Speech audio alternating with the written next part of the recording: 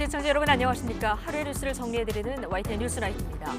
병립형 회기냐, 준연동형 보수냐, 비례대표 선거제 결정을 미루던 민주당이 결국 전당원 투표로 결정하기로 가닥을 잡았습니다.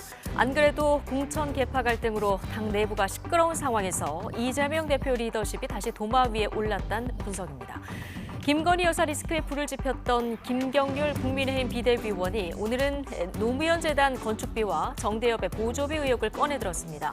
한동훈 비대위원장은 오늘도 8.6 특권 정치 청산이 이번 총선 시대 정신이라고 강조했는데요. 운동권 청산론을 바라보는 국민 여론은 어떻게 흐르고 있을까요? 잠시 뒤 나이트 포커스에서 총선 관련 핵심 이슈들 짚어보고요. 목요일 뉴스 나이트 오늘의 헤드라인 보시고 본격 출발합니다.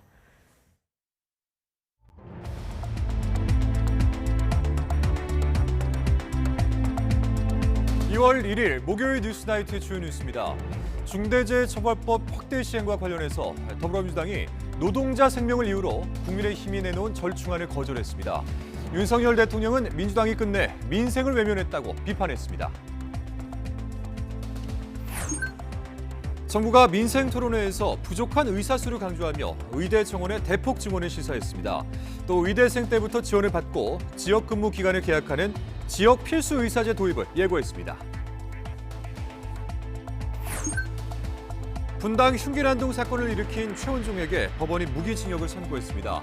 앞서 최원종이 심신미약 상태라는 정신감정이 공개됐지만 형 감경은 받아들여지지 않았습니다.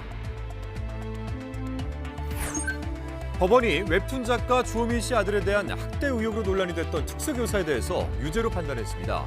재판부는 쟁점이었던 몰래 녹음 파일을 증거로 받아들였습니다.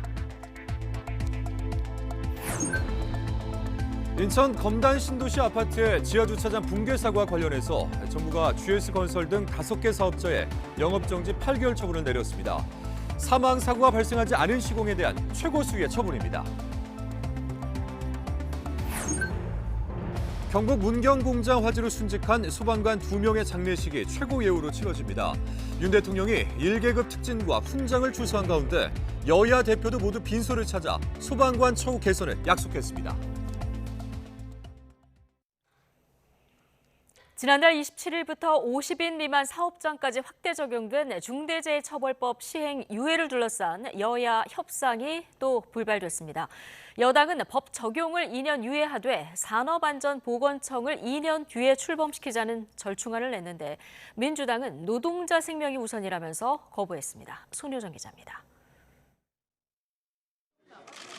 1월 국회 마지막 본회의를 앞두고 국민의힘은 유예안 처리에 열쇠를 쥔 과반 의석 민주당에 최종 협상안을 제시했습니다.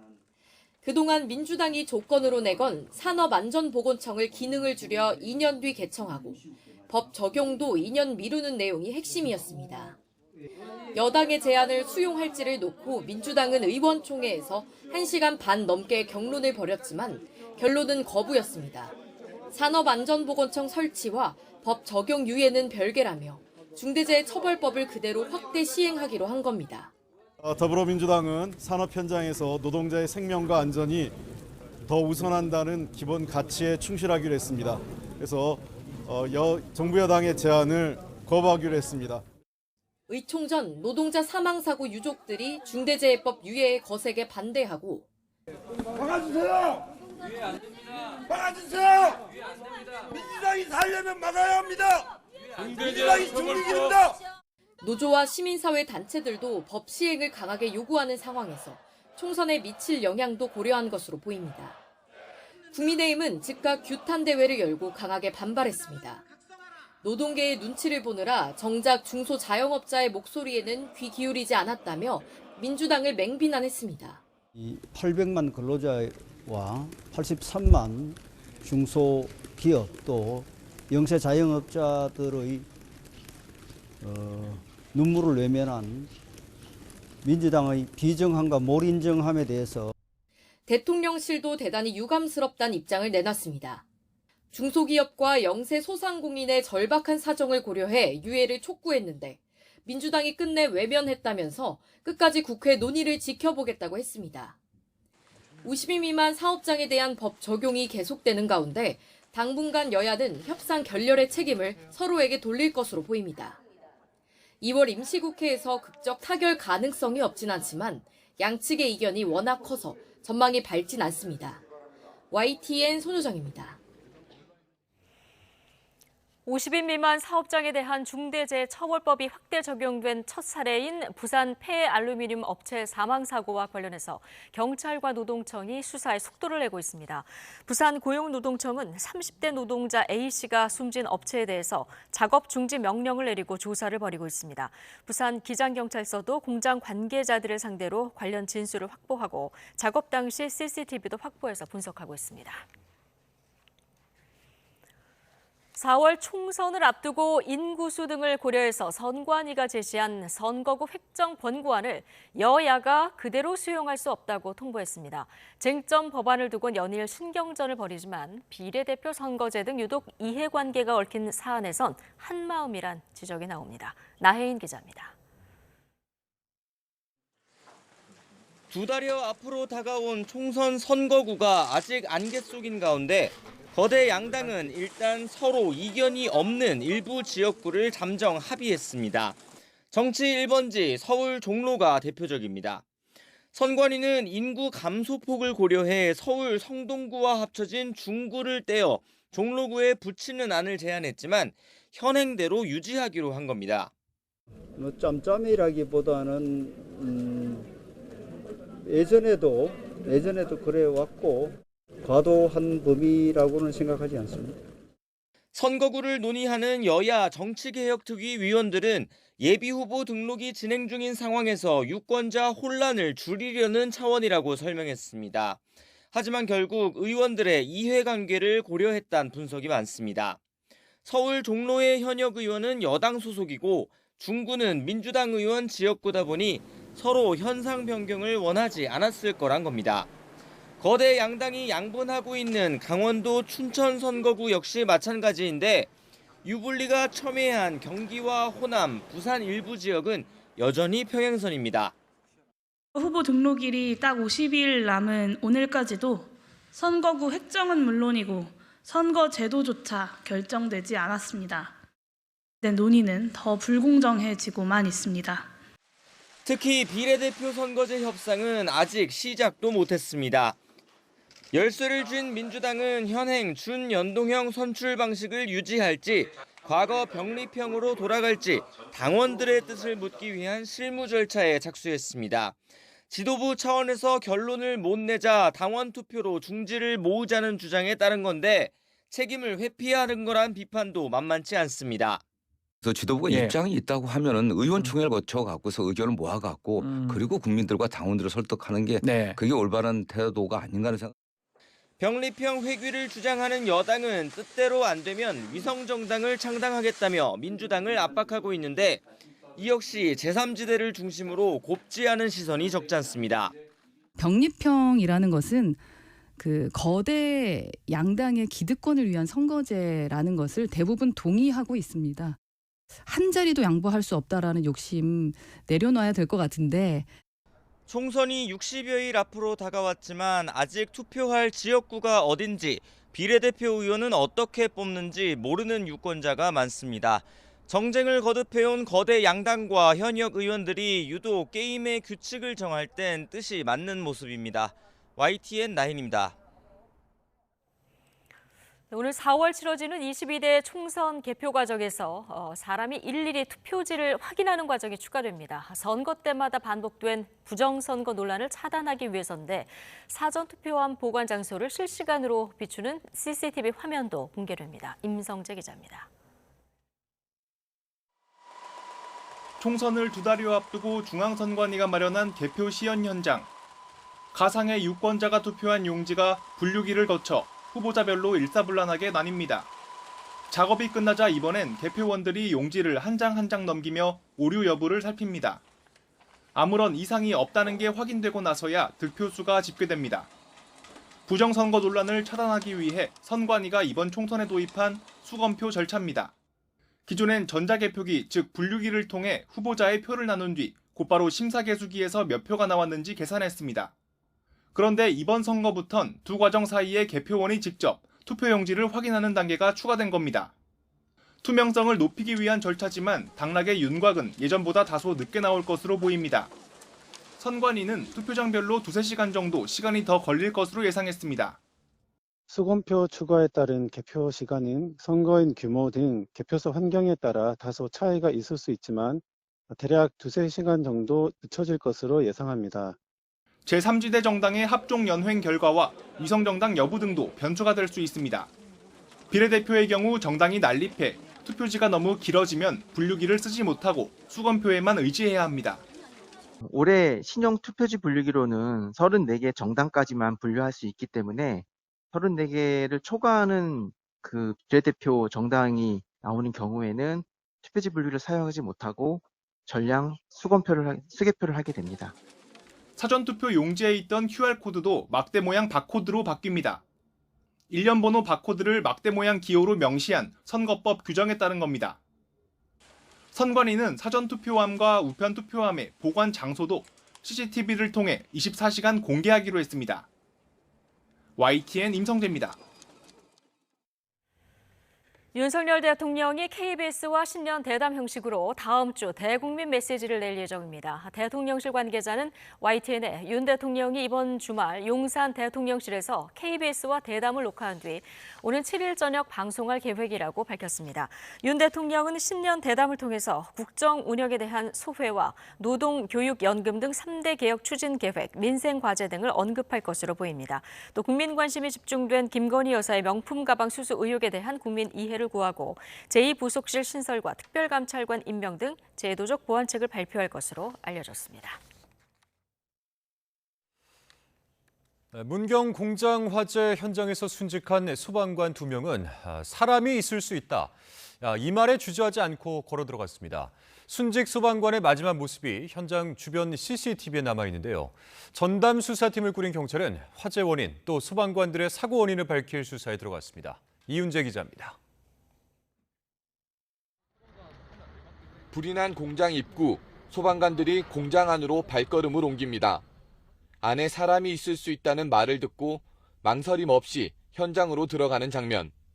김수광 소방장, 박수훈 소방교의 마지막 모습입니다.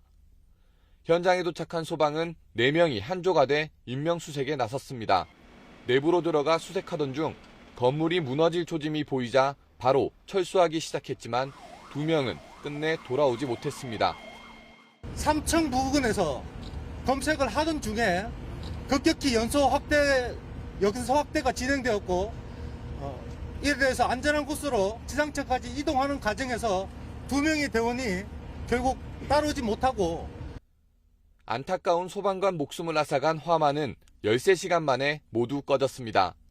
3층 튀김기 주변에서 불이 시작된 거로 추정되지만 정확한 화재 원인은 아직 밝혀지지 않았습니다. 자세한 거는 이제 정밀한 조사를 거쳐야 될 것으로 보여지는데요. 이런 튀김기 자체의 어떤 결합이라든가 과열도 있을 수 있지만 2차적으로는 그러니까 자연 발화의 원인으로 또 화재가 날 수도 있다라고 보여집니다. 경찰은 30명 정도로 전담 수사팀을 꾸려 화재 원인 찾기에 나섰습니다. 경찰과 관계기관은 건물 안전진단을 먼저 진행한 뒤에 안전이 확보되면 합동감식을 벌여 사고 원인을 밝힐 예정입니다. YTN 이윤재입니다. 순직한 2 소방관은 사람을 구하는 일에 보람을 느낀다는 마음가짐으로 구조대 자원에서 일해왔고 또 실제 재난 현장에서 솔선수범한 영웅들이었습니다. 당국은 최고의 예우로 장례를 치르겠다고 밝혔습니다. 이성우 기자입니다. 화재 현장에서 순직한 소방관은 27살 김수광 소방장과 35살 박수훈 소방교. 김 소방장은 2019년 공개 경쟁 채용으로 임용해 소방관들 사이에서도 취득하기 어렵기로 소문이 난 인명구조사 시험에 합격한 뒤 구조대에 자원했습니다. 특전사 출신 박 소방교는 사람을 구하는 일에 큰 보람을 느낀다는 마음가짐으로 2022년 구조 분야 경력 경쟁 채용에 지원해 임용됐습니다. 순직한 2 소방관 모두 훈련에 적극적이었고 재난 현장에서 솔선수범하는 자세로 구조활동에 임했습니다.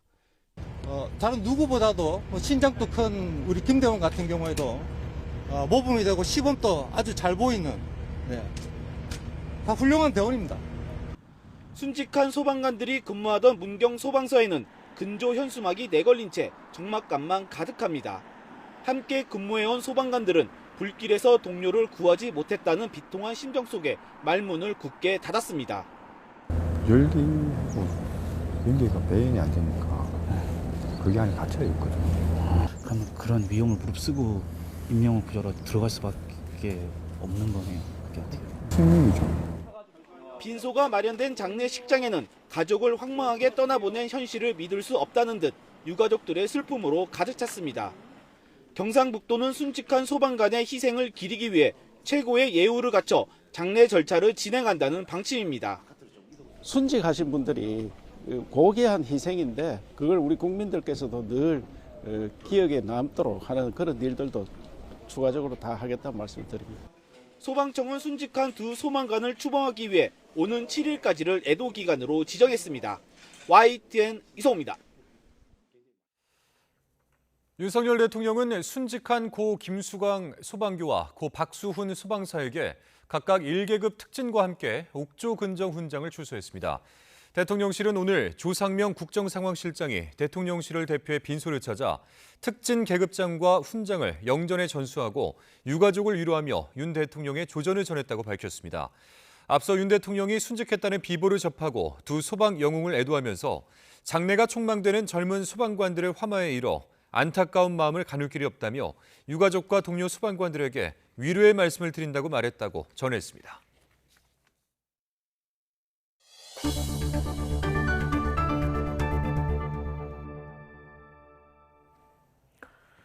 웹툰 작가 주호민 씨 아들을 학대한 혐의를 받는 특수교사에 대해서 법원이 몰래 녹음을 증거로 인정하면서 유죄로 판단했습니다. 재판이 끝난 뒤 주 씨는 녹음 말고는 피해 입증이 힘든 장애인 보호가 필요하다고 밝혔고 교사 측은 즉각 항소를 결정했습니다. 안동준 기자입니다. 주호민 씨 아들을 학대한 혐의로 재판에 넘겨진 특수교사 A씨에게 유죄가 선고됐습니다. 재판부는 벌금 200만 원의 선고유예 판결을 내렸습니다. 선고유예는 비교적 가벼운 범죄에 대해 일정 기간 형의 선고를 미루고 유예일로부터 2년이 지나면 사실상 없던 일로 해주는 판결입니다.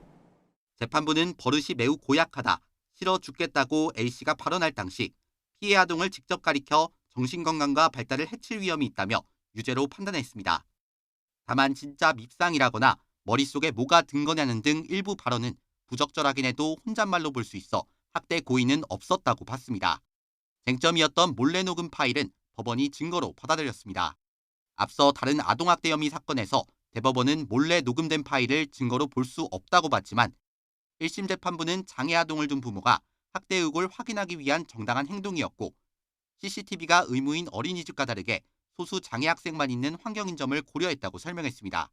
선고 뒤 주호민 씨는 녹음 말고는 피해 사실을 입증하기 어려운 장애인에 대한 보호가 필요하다고 말했습니다. 다만 이번 판결이 열악한 환경에서 헌신하는 특수교사들에게 누가되지 않기를 바란다고 밝혔습니다. 사실 이런 장애를 가진 아이들은 자신의 의사를 똑바로 전달할 수 없기 때문에 녹음 장치 외에는 정말로 어떻게 이런 일들을 잡아낼 수 있을지가 의문입니다. A씨 측은 유무죄가 나뉜 교사 발언에 어떤 차이점이 있는지 납득하기 힘들다며 항소를 결정했습니다. 또 몰래 녹음을 증거로 인정한 건 특수교사와 학생 사이의 신뢰를 깨는 일이라고 반발했습니다. 교사가 학생을 교육할 때는 신뢰를 바탕으로 교육을 해야 되는데 이 몰래 녹음은 그런 신뢰관계를 깨뜨리는 거라고 생각합니다. 초등교사 노조는 판결에 유감을 표시하고 법적 다툼에 시달린 A씨에게 위로를 전했습니다. 검찰은 판결문 내용을 살펴 항소 여부를 결정할 방침입니다. YTN 안동준입니다. 분당 서현역 흉기 난동 사건으로 14명을 죽거나 다치게 한 최원종이 1심에서 무기징역을 선고받았습니다. 앞서 최원종은 심신미약 상태라는 정신감정 결과를 근거로 형감격을 주장했지만 재판부는 받아들이지 않았습니다. 임혜진 기자입니다. 지난해 8월 차량으로 행인들을 들이받고 백화점에서 흉기를 마구 휘두른 분당 흉기 난동 사건. 그 결과 무려 14명의 사상자를 낸 최원종에게 무기징역이 내려졌습니다. 재판부는 최원종이 최대한 많은 사람을 해칠 수 있는 백화점 등을 장소로 정하는 등 치밀하게 계획하고 잔인하게 범행한 데다 사망자도 발생해 피해를 회복할 방법이 없다며 양형 이유를 설명했습니다.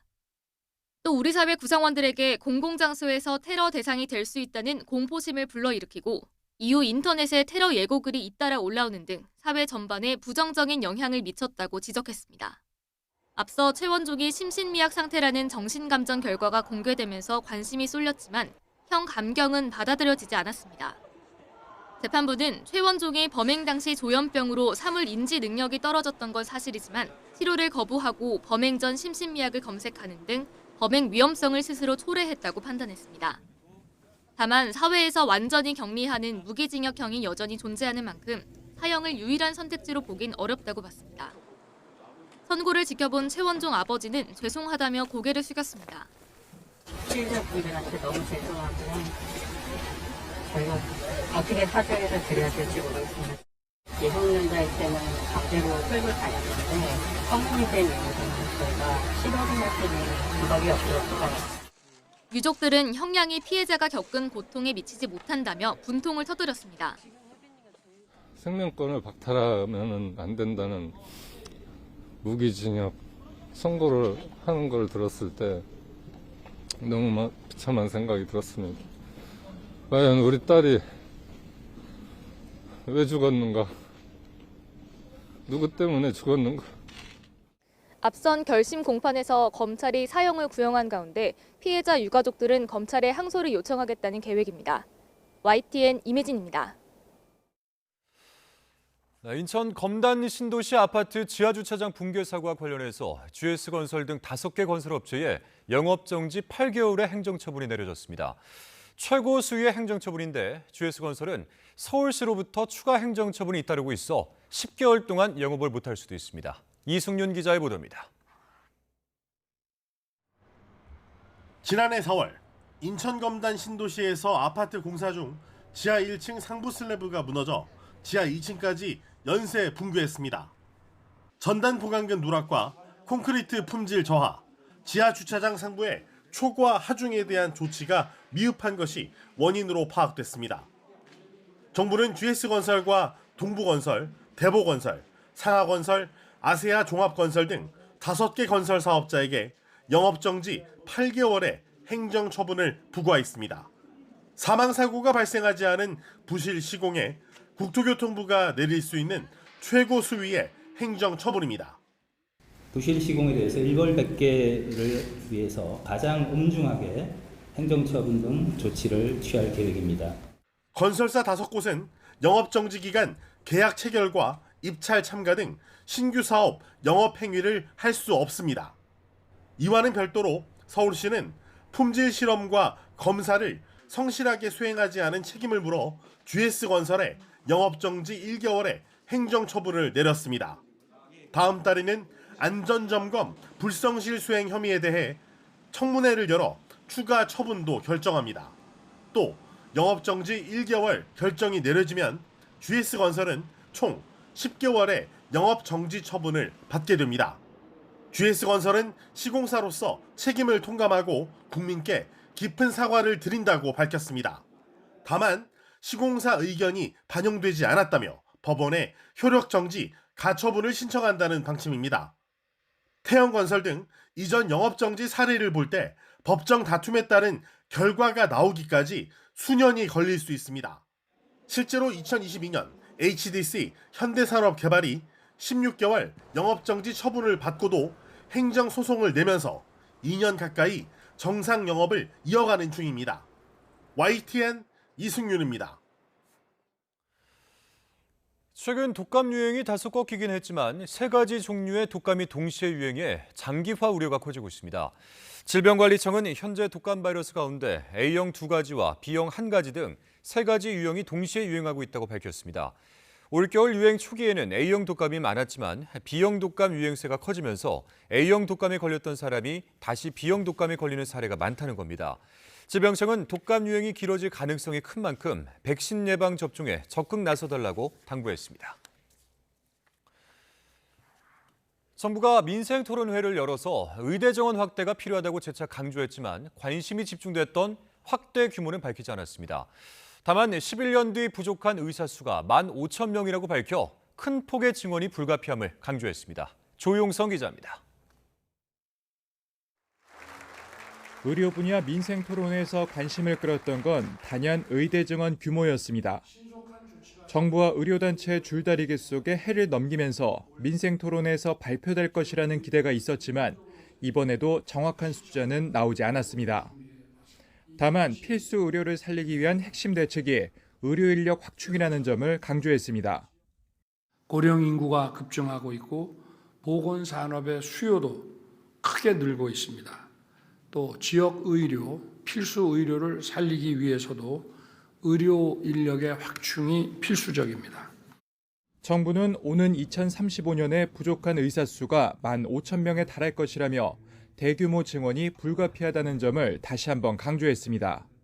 10년 뒤 의사로 배출돼야 한다는 점을 감안하면 단순 계산에도 당장 4자릿수 이상은 증원해야 한다는 뜻으로 풀이됩니다. 정부는 이를 위해 임상 역량을 강화하는 등 의대 교육의 질을 높이겠다고 약속했습니다. 또 36시간 연속 근무 등 살인적 근무 논란을 빚어온 전공의들의 수련 환경 개선도 약속했습니다. 의대 교육의 상향 평준화를 위한 투자와 주기적 정원 조정 시스템 구축도 추진하겠습니다. 임상 경험을 충분히 쌓을 수 있도록 인턴제 개편 등 수련 제도 전반을 혁신해 나가겠습니다. 의대 증원에 반대하는 의사들을 달래기 위해서는 보험 공제 가입을 전제로 의료사고에 대한 형사처벌 특례 적용을 약속했습니다. 정부는 대통령 직속으로 의료개혁 특별위원회를 구성해 관련 정책들을 신속하게 추진한다는 계획입니다. YTN 조용성입니다. 정부가 지역 필수 의사제 도입 등이 담긴 필수 의료 정책 패키지를 발표했습니다. 보건복지부는 의료개혁 민생토론회에서 지역의 대학과 지자체가 학비와 수련비, 일자리와 정착비 등을 지원하고 이를 선택한 의사가 일정 기간 지역 필수 의료기관에서 근무하는 지역 필수 의사제 도입을 추진한다고 밝혔습니다. 또 비수도권에 있는 의대 신입생 선발 과정에서 지역 출신 의무 비율을 현행 40%에서 대폭 늘리고 지역 의료 인프라에 맞춰서 지역 수가를 도입할 방침입니다. 오늘 10월 한강 물길을 따라서 수상 대중교통 시대가 열립니다. 서울시는 한강 리버버스 선착장으로 잠실과 여의도, 마곡 등 7곳을 확충했습니다. 또 이용요금은 편도 3,000원인데 68,000원의 기후동행카드로는 무제한 탑승이 가능합니다. 김종균 기자의 보도입니다. 런던 템스강의 우버보트는 연간 400만 명 이상이 이용합니다. 수상 대중교통은 물론 관광수단으로도 제 몫을 합니다. 서울 한강에도 10월에 수상버스가 등장합니다. 우선 한강 리버버스 선착장은 높은 수요가 예상되는 마곡, 여의도, 잠실 등 7곳에 들었습니다. 이제 지역별로 수요 조사를 해서 가장 수요가 많은 곳부터 일단 선착장으로 배치를 했고요. 그다음에 대중교통의 연계가 어떻게 될 것인지 그리고 접근하는 방법은 어디가 제일 용이한지부터 따져서 일단 1차 선착장 위치를 선별하게 됐습니다. 접근성을 높이기 위해 지하철역에서 가까운 여의도, 옥수, 뚝섬 등 선착장 3곳은 도보로 5분 안에 갈 수 있도록 접근로를 개선합니다. 지하철 연계가 부족한 마곡, 망원, 잠원, 잠실 4곳은 버스 노선을 신설하거나 조정합니다. 또 선착장 주변엔 따릉이를 배치합니다. 리버버스 이용요금은 광역버스 기본요금과 같은 3,000원입니다. 68,000원 기후동행카드를 사용하면 무제한 이용할 수 있습니다. 관광객을 위한 1일권, 3일권 등 맞춤형 요금 제도도 도입합니다. 시속 30km로 달리는 199인승 리버버스 8척이 우선 투입됩니다. 평일 출퇴근 시간은 15분 간격으로 운항합니다. 급행 노선을 타면 잠실에서 여의도까지 30분이면 갑니다. 선착장 카페 등 부대 사업 수익을 극대화하면 재정 지원 역시 최소화할 수 있다는 계산입니다. 전체 사업의 재무적 수익성을 볼 때 부대 수입 사업과 요금 수입의 비율이 한 8대2 정도였다. 이런 여러 가지를 반영을 했고요. 아까 말씀드린 대로 한 1, 2년 내에 흑자 전환이 되지 않을까. 앞으로 상암, 노들섬, 반포, 서울숲 등의 추가 선착장을 만들고 리버버스 노선도 단계적으로 늘릴 계획입니다. 김포 노선은 김포시와 협의해 추진합니다.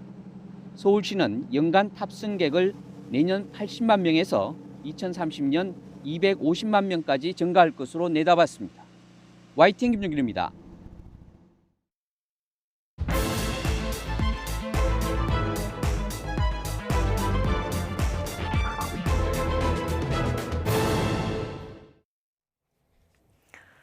정치권 관심 뉴스를 진단해보는 나이트 포커스. 오늘은 이종근 시사평론가, 김준일 뉴스톱 수석 에디터 두 분과 함께하겠습니다. 어서 오십시오. 안녕하세요. 네, 안녕하십니까. 자, 선거가 이제 70일도 안 남은 이런 상황인데요. 내가 어느 지역 소속으로 투표를 해야 되는지, 그리고 뭐 비례대표는 선거는 어떻게 해야 되는지 아직 결정된 게 없는 이런 상황입니다. 자, 일단 비례대표제 선거제부터 보면 민주당이 지금 준연동형 유지, 또 병립형 회기 이 사이에서 고민을 하고 있었는데요. 결론을 못 내리고 계속 미루다가 당원 투표 붙이기로 지금 가닥을 잡은 것 같은데요. 그러니까 예. 이게 이제 당원 여론조사도 한번 했어요. 그래서 그거를 구체적인 수치는 안 나왔지만은 대략적으로 언론 보도에 나오면 뭐 7대3 정도로 이제 병립형 회기에 좀 더 무게가 실렸다라는 건데. 예, 그러면 투표로 가면은 병립형으로 선택될 가능성이 크다는 거죠. 그러니까 쉽게 얘기하면은 예. 바람을 어떻게 잡느냐에 따라서 분위기가 확 바뀐다, 이렇게 보시면 될 것 같아요. 지도부에서 뭐 이렇게 가는 게 우리가 유리하지 않느냐, 뭐 최고위원회에서 하고 뭐 이렇게 뭐 중요한 인사들이 이렇게 좀 바람 잡으면은 그렇게 가던 게 이 당원 투표의 역사였습니다. 대표적인 게 2021년에 예. 이제 그 보궐선거, 서울시장, 부산시장 보궐선거에 원래 후보를 못 내게 돼 있는데 네. 그때 이제 여론이 야 어떻게 집권 여당이 후보도 안 내냐 이렇게 얘기를 하면서 바람을 확 잡고 네. 그러면 전당원 투표로 하자라고 하니까 그 결과 86%가 후보를 내자고 나왔습니다. 그냥 네. 압도적으로 나왔어요. 예, 압도적으로. 그래서 후보를 결국 냈죠. 내고 망했잖아요. 그러니까 네. 민주당. 예, 그리고 정권까지 내줬습니다. 네. 그래서 제가 말씀드리는 거는 당원 투표가 마치 그러니까 민주주의적인 방식인 것처럼 이렇게 민주당에서 약간 여론을 호도하는 분위기가 있는데 전혀 민주적인 게 아니라 책임 정치라는 거는 당대표가 이를테면 당의 리더 누가 됐든 그 사람이 결정을 하고 그거를 설명을 하고 당원들한테 이해를 구하고 국민들한테 이해를 구하고 이런 게 책임 정치라는 거거든요. 이거는 여론의 뒤에 숨겠다라는 거고 바람 잡고서 그렇게 하는 게 무슨 의미가 있는지 모르겠고 무엇보다도 예를 들면은 다른 것도 아니고 선거제도라고 하면은 이거를 당원들한테만 묻는 게 맞나요?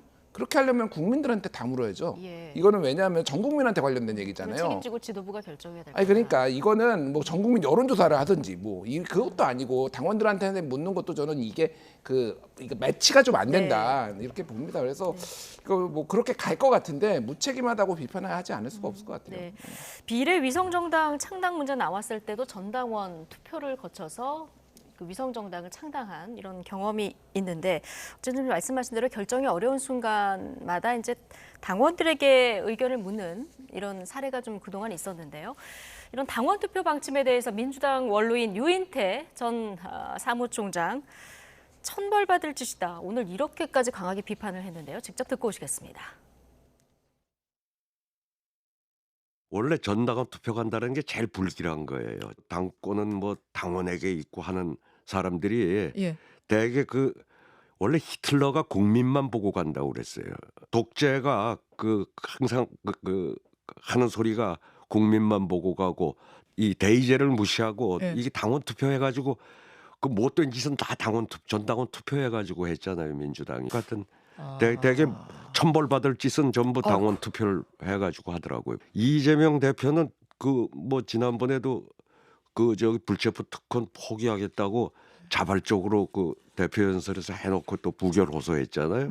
이번에 또 이거 뒤집으면 이제 콩으로 매줄 쓴다 그래도 이재명 대표를 누가 믿겠어요.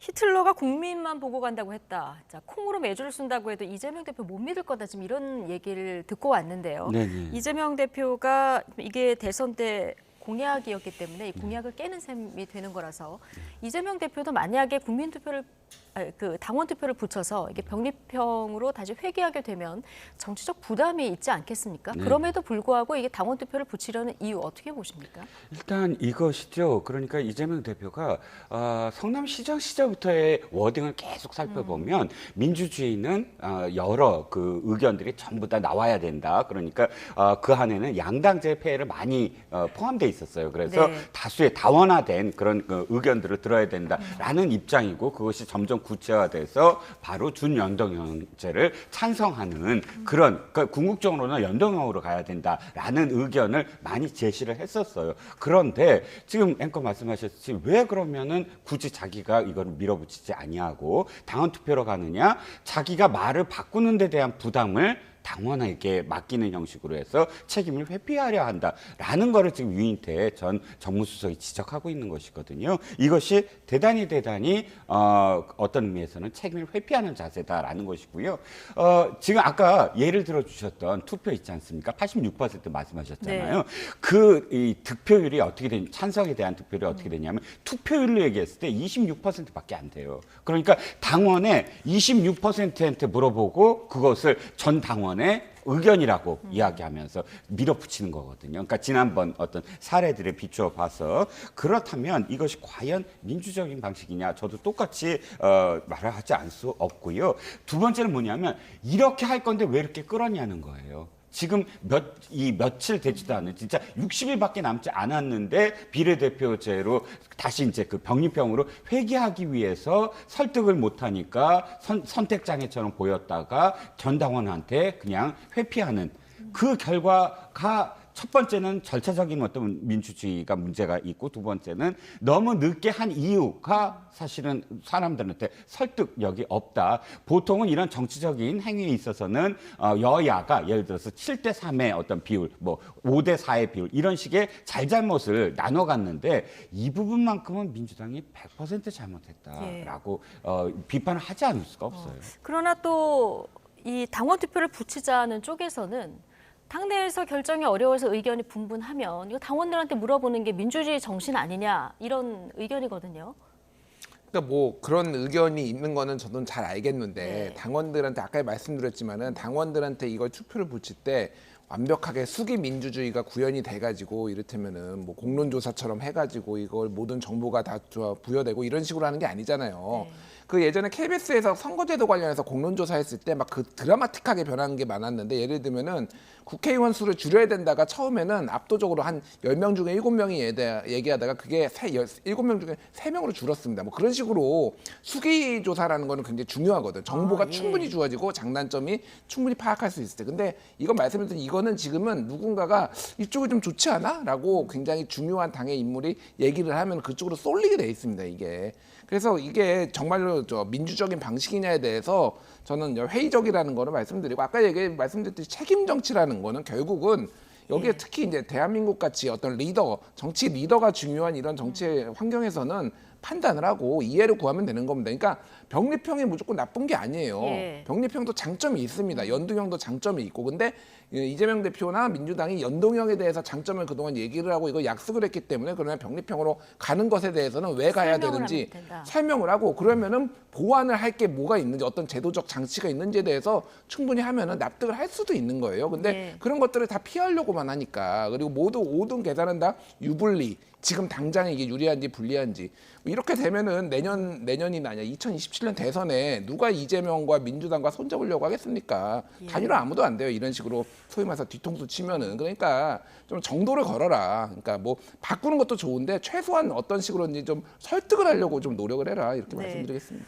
국민의힘은 준연동형 유지하게 되면 우리 위성정당 만들겠다, 오늘 뭐 창당 발기인 대회까지 연 상황이라서 민주당 선택이 굉장히 좀 쉽지는 않을 것 같다, 이런 상황입니다. 자, 어떻게 결론이 내려질지 좀 보고요. 자, 선거구 획정. 2달 전에 선관위가 이제 권고안을 내놨는데요. 1차 확정안 여야가 다 안 받기로 했고요. 특히 이제 관심을 모은 곳을 보면 선관위에 아는 서울 종로에 중구를 합치자, 이렇게 권고안을 내놨는데 여야 모두 현 지역구를 유지하겠다, 자, 이런 입장을 통보했어요. 네, 그렇습니다. 사실 굉장히 많은 지역에서 어쨌든 6곳 합구되는 곳, 분구되는 곳, 뭐 12곳이나 되고요. 전체적으로는 32곳의 획정안이 지금 권고가 됐어요. 그런데 우리가 종로 중구 얘기하는 건 가장 상징적인 곳이기 때문에 가장 또 잘 알려져 있고, 그 예만 먼저 이제 말씀을 드리면 이겁니다. 획정위에서는 인구가 너무 감소하고 감소하고 있다는 거예요. 이게 원도심이잖아요, 서울에. 더군다나 종로구와 중구의 인구가 점점 감소하는 거는 어제 오늘의 얘기가 아니거든요. 그렇기 때문에 중구가 원래 성동 쪽으로 지금 붙어서 21대 총선에 나왔었거든요. 그런데 지금 선거구 획정위에서는 이렇게 얘기한 거예요. 성동을은 지금 성동 쪽은 계속 인구가 유입이 되고 있어요. 새로운 아파트 때문에. 그러니까 거기는 중구를 굳이 안 붙여도 된다. 그러면 중구와 종로구를 붙이더라도 인구 상한선 있잖아요. 최소한의 어떤 상한선에 못 미쳐요. 하지만 한번 붙여보자라고 권고를 했는데 이것을 지금 거부했습니다. 여야가. 왜냐하면 서로 간의 이익이 딱 떨어졌어요. 지금 현재 종로가 국민의힘이 갖고 있고 근데 중구가 이제 어떻게 될지 모르는 상황 속에서 만약 붙어버리면 양쪽 다 불리하다라고 결론을 내린 거거든요. 그러니까 아예 둘이 떨어져 있는 게 낫다라고 생각을 하고 있고요. 합의가 상당히 잘 됐네요. 그렇죠. 다른 것보다 합의가 확실히 잘 됐죠. 중구가 성동구에 계속 붙어 있는 중구를 만약에 종로구 붙이면 성동에서 뛰어야 되거든요. 그런데 성동에서 뛰는 건 민주당이 반대해요. 왜냐하면 중구 자체는 자신들한테 유리한 지역이라고 생각을 하는데 성동은 지금 국민의힘에 더 유리하다. 그렇기 때문에 이게 떨어지면 중구 성동 쪽이 이제 빼앗기게 된다. 이런 계산들이 서로 딱 합치가 되니까 게리맨더링, 자신들한테 딱 유리한 방향으로 선거구로 획정하는 그 용어 그대로 지금 가고 있는 거죠. 네. 뭐 춘천도 비슷한 논리로 지금 유지되는 쪽으로 결정이 된 것 같고요. 지금 노원만 3석에서 2석으로 지금 줄어들 것 같은 이런 분위기입니다. 그리고 뭐 좀 유불리가 첨예한 지역들, 뭐 경기라든가 호남이라든가 부산이라든가 이런 지역은 뭐 여기는 평행선이에요 또. 그러다 보니까 명분으로는 유권자들 혼란 때문에 우리가 이런 결정을 한다라고 얘기하지만 그렇게 보시는 국민들은 별로 없는 것 같습니다. 그러니까 그 혼란을 줄이기 위해서 법상으로는 1년 전에 좀 확정하라고 다 돼 있거든. 선거 제도도 확정하고 지역구도 확정하라고 했는데 법을 지키는 적이 한 번도 없습니다. 이거를 어떻게 비판을 안 할 수가 있나요? 저는 그래서 이 부분은 그러니까 몇 가지 중요한 어떤 결정들, 예를 들면 의원들 세비, 뭐 아니면은 지역구 이런 거는 국회가 직접 결정하도록 하는 게 맞느냐 이런 생각이 들어요. 그래서 따로 그냥 외부에서 결정하게 하는 게 맞겠다. 세비도 영국 같은 경우에는 그 국회가 안 하거든요. 그게 이제 바뀌었습니다. 2000년대 들어와가지고 그런 식으로 이 선거구 획정하는 것도 차라리 선관위한테 맡겨버리든지 다른 좀 전문 권위 있는 기관에 맡겨버려야 될 것 같아. 이런 식으로 외부에서 하는 게 더 공정하다. 저는 그렇게 봅니다. 아니면은 이게 소선거구제의 장단점이 있는데 소선거구제가 이제 정치 효능감을 높이고 사람들한테 또 이제 이런 거 있는데 게리맨더링이 너무 심해요. 그러니까 이걸 여기다 붙였다. 그래서 차라리 사실은 예를 들면 은평과 갑, 을을 나눠야 될 이유가 있고 수원을 갑을 병정 무로 정말 나눠야 될 이유가 있을까요? 그러니까 수원은 그냥 수원 하나가 나와가지고 많아야 2개가 나와가지고 사실 중대선거구제로 뭐 이렇게 대도시면 간다든지 뭔가 좀 변화가 좀 있어야 되겠다 이런 식으로 매번 이렇게 하는 게 굉장히 소모적이고 정말로 이게 정치 발전에 도움이 되는지 좀 살펴볼 필요가 있을 것 같아요. 알겠습니다. 자, 선거 69일 남은 상황에서 지금 안개 속을 달리고 있는 선거제 그리고 또 선거구 얘기를 좀 해봤고요. 자, 오늘 저녁에 들어온 소식인데요. 윤석열 대통령이 신년 대담 형식으로 이제 대국민 메시지를 내기로 했다. 당초 저희가 보도에 나왔었던 것처럼 KBS를 통해서 아마 방송이 될 것 같아요. 네, 그렇습니다. 이야기가 조금씩 달라졌죠. 뭐 확정된 것처럼 했다가 그것이 아니다, 확정된 건 아니다라고 했다가 오늘 확정되는 것으로 오후에 이제 보도가 시작이 됐습니다. 네, 이번 주말에 아마 용산 대통령실에서 녹화를 하고 방송은 7일 날 된다. 그렇습니다. 사전 녹화를 하는 것으로 하고요. 방송은 그 후에 하는 것으로 이야기가 됐고 KBS가 하는 것으로 됐고 대담 형식으로 하는 것으로 됐고 또 내용은 우리가 이미 익히 좀 예상했던 대로 가장 지금 관심에 초점을 갖고 있는 김건희 여사 문제와 관련돼서도 직접적으로 언급을 하는 것으로 지금 알려져 있고요. 더불어 해결책으로 제2부속실이나 특별감찰관 제도와 관련된 언급도 지금 포함된다고 합니다. 아쉬운 건 이거죠. 그러니까 작년에는 2년 차고 올해가 3년 차 신년 그런 이 소통의 기회 아닙니까? 그런데 작년에는 또 특정 신문사하고만 대담을 했어요. 그러니까 인터뷰를 했어요. 올해는 또 특정 방송사하고만 합니다. 이것이 과연 이제 그 국민들 입장에서 아이고 이게 소통의 어떤 그런 기회 기회가 예.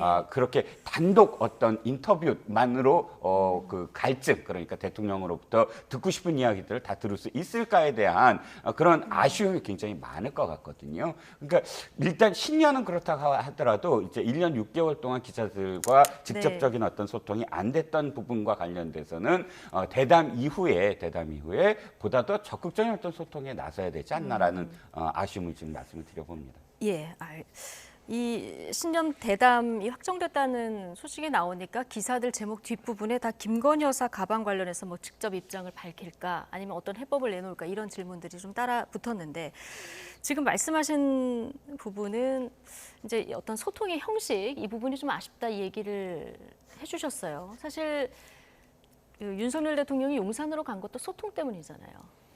그러니까 뭐 역대 이제 기자회견 제일 안 한 네. 대통령으로 아마 기록에 남을 것 같습니다. 그래서 뭐 노무현 대통령이나 김대중 대통령은 뭐 공식 기록으로 보면 150번 이상 기자회견을 했다라고 나오고 있고 나머지 대통령도 한 뭐 6번에서 10번 정도 이제 했는데 지금 공식적으로는 지금 취임 100일 딱 한 번 했거든요. 네. 2021년 8월 17일이었네. 그때 딱 2022년이네요. 예. 8월 17일 딱 그때 한 번 하고 지금 공식적으로는 안 했습니다. 그래서 본인이 왜 진짜 용산으로 나오셨는지를 좀 증명하셨으면 좋겠어요. 이거를 그 얼마 전에 오늘자죠. 그 김순덕 동아일보 김순덕 칼럼의 제목이 뭐 정확하게 제가 지금 정확하게 안 되는데 하면 이재명이 대통령 같았다 뭐 이런 겁니다. 그러니까 쉽게 얘기를 하면은 기자회견을 하는 이재명이 대통령 같았다 뭐 이런 건데 왜 안 하니까 그러니까 민주당 이재명 대표가 기자회견을 한 데 이후에는 아마 대통령은 안 하는데 나는 한다 이런 목소리를 낼 수 있다라는 것도 있었을 거라는 거예요. 그래서 왜 이거를 굳이 안 하는지 모르겠고 KBS 하고 하는 거는 문재인 대통령도 2년 차 때 했어요. 네. 근데 그때는 기자회견도 하고 저것도 했거든요. 그러니까 그걸 굳이 신년 대담을 하기 때문에 기자회견을 안 한다 이럴 필요가 있을까요? 그냥 자주 하시고 좀 하십시오. 그러면은 훨씬 더 사람들이 이 정부가 어떤 방향으로 나아가는데 좀 더 이해를 하는데 좀 좋은 긍정적인 작용도 많을 거예요. 그러니까 뭔가 방어적으로 수세적으로 피하려고만 하니까 그러는데 적극적으로 홍보한다는 좀 마인드를 좀 가지셨으면 좋겠습니다. 네, 이번에는 대담 형식으로 진행이 되지만 앞으로 두 분 모두 좀 기자회견 형식이 좀 늘어났으면 좋겠다 이런 바람을 좀 담아서 말씀을 해주셨고요. 자, 이제 여야 상황, 총선 상황을 좀 짚어보겠습니다. 자, 국민의힘 한동훈 위원장 오늘 또 하나 제안을 내놨는데 국회의원 연봉인 세비를 국민 중위소득 기준에 맞추자 이렇게 제안을 했는데요. 네. 이거는 당의 어떤 지금까지 내놓았던 정치개혁의 어떤 제안이 아니라 개인적인 제안이다 이렇게 뭐 얘기는 했습니다. 네. 근데 이게 정치인들 앞서도 살펴봤지만 이해관계가 누구보다 복잡하신 분들인데 그렇죠. 어떻게 받아들이고 있을까요? 개인 의견이라고 이야기한 게 첫 번째예요. 네. 지금 정치 개혁은 벌써 4가지가 나왔던 예. 걸로 기억을 하고요. 전부 다 뭐 축소, 의원 축소라든지 또는 세비 반납이라든지 이런 부분들과 관련해서는 의원들에게 직접 묻지 않은 안들도 이건 내가 그냥 드라이브를 걸겠다 하는 식으로 끌고 나갔잖아요. 근데 네. 세비 문제는 갑작스럽게 좀 발을 뺐습니다. 이건 내 문제다. 그만큼 어렵다는 거죠. 예. 그만큼 이 문제는 도리어 이번에도 기사 나왔잖아요. 더 올렸다. 뭐 세비를 얼마 올렸다. 중요한 건 이런 것 같아요. 뭐 1억 한 5천만 원 정도의 연봉이고 연으로는 한 1,200만 원 정도 세전으로 지금 기록이 되고 있는데 그렇다면 이겁니다. 그 정도 돈을 받고 그만큼의 일을 하면 돼요. 중요한 건. 그런데 그만큼의 일을 했냐는 거지요.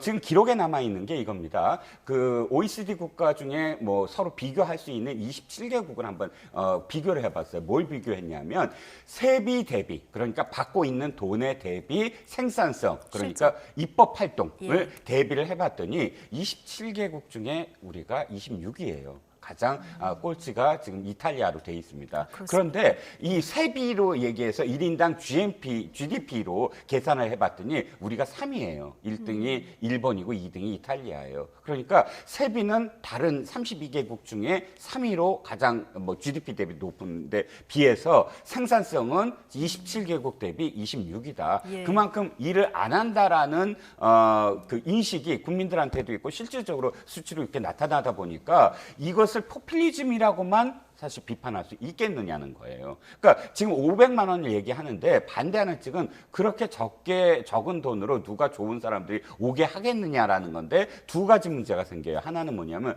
그것이 적은 돈이라는 거예요. 500만 원이라는 돈이 보통 우리가 지금 1억이 넘는 그런 이 연봉을 가지고 있는 사람들이 우리나라 전체 국민의 몇 퍼센트일까요? 과연 퍼센티지로 따졌을 때. 그리고 이것이 돈의 어떤 연봉의 전체 과다로 우리가 국회의원에 지금 하려고 할까요?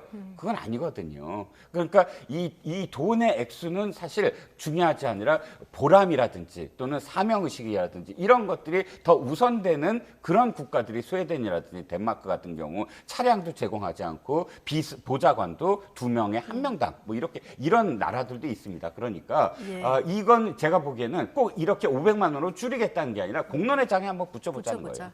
논란을 한번 해보자. 그렇죠. 그래서 공론의 장에서 한번 액수도 그렇고 이 세비가 과연 우리에게 생산성 대비 어떤 효과가 있느냐를 얘기해보자. 논의해보자.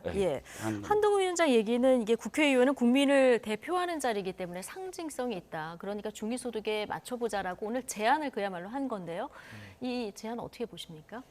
그러니까 그거를 꼭 뭐 중위소득에 맞출 필요는 있는 이런 생각은 들어요. 그러니까 뭐 다양한 기준이 있겠죠. 그래서 뭐 이종근 실장님께서 말씀하셨지만은 이게 이제 달러 기준으로 하면은 우리나라가 2021년 기준으로 한 12만 달러 되거든요. 그 미국 같은 경우는 17만 달러, 뭐 일본은 16만 7천 달러, 독일은 13만 달러 이런데 평균 소득이 이제 GNI가 우리가 상대적으로 그런 나라들보다는 낮은 거죠. 그러니까 이제 격차가 좀 더 있는 거는 맞습니다. 그래서 저는 아까 전에 말씀드렸듯이 영국처럼 이 세비를 결정하는 거를 외부에 두자. 의원들이 지금 결정을 하잖아요. 어떤 식으로든 이게 선거구도 그렇고 의원들의 세비도 그렇고 이게 당사자들이 정할 게 아니라 외부에서 정하는 것이 맞다. 외부의 위원회를 만들어서 결정하는 게 맞고, 그러니까 돈을 말씀하셨 굉장히 중요한 부분인데 이거를 돈을 더 깎는 거가 중요한 게 아니라 어떻게 하면 생산성을 높이느냐가 중요합니다. 그리고 또 하나는 지금 제가 그 한동훈 비대위원장이 계속 비판하는 게 의원 수를 깎겠다고 지금 맨날 얘기를 해요. 250명으로 깎겠다라고 얘기합니다. 그게 정말로 이거랑 맞는 거냐. 그러니까 의원 수도 늘리고 세비를 줄이고 그러면서 더 일을 할 수 있는 환경을 만들어주는 거지. 의원 수 깎는 걸로 제일 개혁적인 사람은 그러면 허경영입니다. 100명으로 만들겠다고 했어요. 허경영이 최고의 정치개혁가입니까? 그러니까 좀 방향성을 좀 다듬었으면 좋겠어요. 정치개혁의 의지는 알겠는데 이게 조금 너무 막 던지는 식으로 좀 하지 않으셨으면 좋겠어요. 어쨌든 뭐 제안을 했으니까 앞으로 어떤 방식으로 하는 게 좋을지 이거는 좀 논의에 붙여볼 만한 필요는 있다고 이종근 평론가께서는 얘기해 주셨고 좀 외부에서 정하는 것이 좋겠다. 자, 의견을 주셨습니다. 자, 이런 가운데 김건희 여사 사과 논란에 불을 지폈던 김경률 국민의힘 비대위원 오늘은 야권을 향해서 맹공에 나섰습니다. 한동훈 위원장도 힘을 실었는데요. 오늘 비대위 회의 장면 잠깐 보고 오시겠습니다. 두 군데의 평당 건축비가 서울이 평당 2,100만 원입니다. 김해는 1,660만 원입니다. 제가 회계사 생활이 올해로 27년째인데 평당 2,100만 원짜리 건설비는 들어보지도 보지도 못했습니다. 오늘이라도 민주당에서는 저를 허위사실 적시 명예훼손으로 제발 좀 고소하길 바란다는 간곡한 부탁을 드리고요. 저분이 저런 거 하라고 제가 모신 거라는 말씀드립니다. 이번 우리 선거의 시대 정신을 소위 말하는 86의 특권 정치의 청산이라고 말씀드렸지 않습니까? 저는 그냥 그런 86이라는 사람들이 미워서 그러는 것이 아닙니다. 특권 정치를 기득권으로 계속 해오는 과정에서 이분들이 부패해졌기 때문입니다. 네, 김경률 비대위원이 오늘 노무현 재단 시민센터 평당 건축비 문제를 하나 제기를 했고요. 정대협의 보조금 문제 여기에 대해서 아주 강도 높게 그리고 조목조목 얘기를 한 상황인데 조금 전에 한동훈 위원장이 저런 거라고 내가 모신 거다 얘기하니까 좀 웃음소리도 났고요. 네. 오늘 김경률 비대위원이 이 문제를 강하게 꺼내는 배경은 어떻게 보십니까? 일단 김경률 비대위원이 비대위원 자격으로 어떤 정당에서 공식 회의석상에서 문제 제기한 건 처음이에요. 네. 하지만 회계사로서 이 문제는 계속 제기해 왔어요. 노무현 재단과 관련돼서 이거는 뭐 김경률 회계사만이 아니고 당시에 뭐 참여연대가 아닌 참여연대 출신들, 그러니까 참여연대에서 얘기한 건 아니고요. 참여연대 출신들도 이게 너무 과다하다. 그러니까 지금 문제 제기는 이거거든요. 지금 현재 서울 지역의 가장 강남에서 가장 비싼 그런 그 매매가의 평당 액수도 700만 원이면 된다. 건축비도? 건축비죠. 예. 매매가가 아니고 건축비가. 근데 당시를 따져보더라도 그 당시에 건축비가 서울 강남 지역에 500만 원은 굉장히 큰 액수였다. 근데 당시에 지금 그 종로구에 있는 걸로 제가 아는데 네. 거기서 2,100만 원이라는 건축비가 왜 들었는지에 대해서 공개해 달라라는 거였어요. 처음에 시작이. 근데 그 공개가 아직도 제대로 해명이 제대로 안 되고 있거든요. 물론 해명을 했습니다만 납득할 만한 자료라든지 이런 것들이 안 됐기 때문에 공식적으로 문제 제기를 한 거고, 이 김경률 비대위원이 문제 제기를 한 건 사실은 나는 이런 거 하려고 왔다라고 처음부터 얘기를 했어요. 그리고 한 가지는 뭐냐면 이 기준을 우리 내부에도 얘기하겠다라고 얘기했거든요. 네. 그게 아마도 말씀드린 아까 김건희 여사와 관련된 문제도 똑같은 잣대로 얘기하겠다라는 예. 그런 시각으로 나온 것 같고요. 그런데 아까 이제 한동훈 비대위원장의 취임새는 사실 이 전체 그 비대위 회의를 보시면 알겠지만 모든 비대위원들이 한마디 할 때마다 취임새를 넣어요. 근데 특별히 우리가 김경률 비대위원의 그런 끝나자마자 취임새가 그렇게 됐기 때문에 또 주목을 받게 되고, 또 한동훈 비대위원장이 취임새를 넣음으로써 기사화되는 경우가 많아요. 김혜지 비대위원이 한마디 했을 때 거기에 내가 정말 도와드리겠습니다 하는 말들, 이런 것들이 도리어 비대위원들의 발언이 그냥 묻힐 수 있는 것들을 기사화하는 데 도움이 되거든요. 그래서 이런 광경들이 어떤 의미에서는 이 동영상이 굉장히 지금 조회수가 높아요. 비대위원이나 최고위원의 그 동영상이 그렇게 조회수가 높지 않거든요. 회의가. 그러니까 그런 점에서는 눈여겨볼 대목이라고 생각합니다. 한동훈, 김경률 두 분의 브로맨스가 주목받다 보니까 지금 한동률이라고 하실 뻔. 네, 그렇군요. 자, 농담 삼아 얘기를 해봤고요. 그 고소까지 해달라, 제발 고소를 해달라, 이 얘기까지 한 거는 수사까지 좀 염두를 해둔 거라고 봐야 될까요? 고소를 하면은 이제 사실관계를 다퉈야 되잖아요. 이게 명예훼손이면은 실제 사실 적시에 의한 명예훼손이냐, 물론 허위 사실에 의한 명예훼손이라고 이제 거는 거 아닙니까? 그러면은 이게 허위 사실인지 아닌지를 확인을 해야 되니까, 그러면은 많은 정보들이 제공될 수밖에 없어요. 그러면은 나는 추가 폭로를 하겠다, 뭐 이런 거죠. 그러니까 자신 있으면 해봐, 덤벼봐, 뭐 이런 겁니다. 네. 그래서 저는 뭐 김경률 비대위원 회계사 시절부터, 그리고 이제 대장동 폭로할 때부터 같이 제가 뭐 방송도 한 적도 있고, 그래서 굉장히 신뢰하는 분이에요. 그래서 끝까지 이렇게 본인의 어떤 목소리를 좀 내시리라고 믿고, 이제 한동훈 비대위원장이 이런 거라고 부른 거다라고 했을 때 저는 들리는 게 그 앞에 이제 생략된 거는 그 부분인 것 같아요. 김건희 리스크 얘기하라고 부른 게 아니라 마리 앙뚜아네트 얘기하라고 부른 게 아니라 이런 거 하라고 부른 거였다. 이게 저는 딱 그래서 웃음이 좀 터진 겁니까, 여당 내에서? 뭐 그래서 웃었는지 안 웃었는지 모르겠으나 정확하게 원하는 롤을 네가 수행하고 있구나라고 이제 얘기를 이제 칭찬을 북돋아 준 거죠. 그래서 단 회계사로서 제가 참 의문이 가는 거는, 김건희 여사의 도이치모터스 주가 조작에 대해서 내가 회계사로서 봤는데 다 끝난 거다, 아무 문제 없다, 그렇게 얘기를 했잖아요. 그렇죠. 그러니까 저는 그 회계사로서의 그 전문성에 대해서 의심을 좀 할 수밖에 없는데 23억 원을 김건희 여사와 장모 최은순 씨가 수익을 얻었는데 도대체 이거는 어떻게 얻은 건지 검찰 수사 결과가 나왔잖아요. 그거를 보고서도 그렇게 자신 있게 회계사로서 아무 문제 없다라고 얘기를 하는지 굉장히 궁금합니다. 그래서 그것조차 흔들리니 이것조차도 사실은 좀 많이 흔들리는데, 저는 이렇게 비싸면은 문제가 있다라고 봐요. 근데 이거를 그러면은 사실 여기에서 단순한 문제 제기에서 더 나가려면은 이게 평당 2천만 원이 어디로 흘러갔을 것 같다 정도까지는 좀 파서 좀 구체적으로 의혹 제기를 하면 좋겠다. 당시 이게 단지 가격이 비싸다, 네. 건축비가 비싸다는 거 가지고 얘기할 일은 아니고 더 좀 팠으면 예. 좋겠다. 그러니까 정말로 이게 문제가 있다고 본다라면은 이게 어디로 통해서 뭐 누구한테 흘러갔을 가능성 이런 것까지 좀 구체적으로 좀 문제 제기를 하면은 훨씬 더 이게 이게 사실이라면 문제점도 드러나고 본인의 말에도 좀 힘이 실리지 않을까 그렇게 생각합니다. 네. 자, 지금 여당의 비대위 회의 모습 좀 보고 오셨는데 한동훈 위원장 오늘도 86 운동권 청산이 이번 총선의 시대 정신이다. 이 점을 또 한번 강조했는데요. 자, 국민들이 그럼 운동권 심판론을 어떻게 보고 있는지 자, 여론조사 결과가 하나 있는데요. 자, 운동권 출신 정치인 불출마 주장에 대해서 동의한다, 동의하지 않는다. 자, 이게 팽팽하게 맞서고 있는 이런 상황인데요. 이 여론은 어떻게 볼 수 있을까요? 물이 딱 반이 차 있을 때 반이나 차 있구나와 반밖에 없구나의 차이일 것 같아요. 이렇게 네. 동률일 경우에는 그러니까 해석하는 데 따라서 사실은 달라질 수밖에 없죠. 저는 예를 들어서 긍정적으로 바라보는 관점에서 말씀을 드리면 이겁니다. 지금 구도잖아요. 그러니까 선거가 가장 중요한 게 인물, 구도, 바람이라고 한다면 인물은 일단 어느 정도는 성공한 것 같아요. 왜냐하면 한동훈 비대위원장이 지금 이 메신저로서 지금 계속 주목을 받고 있잖아요. 예를 들자면 김기현 대표가 이렇게 계속 멘트를 안 했나요?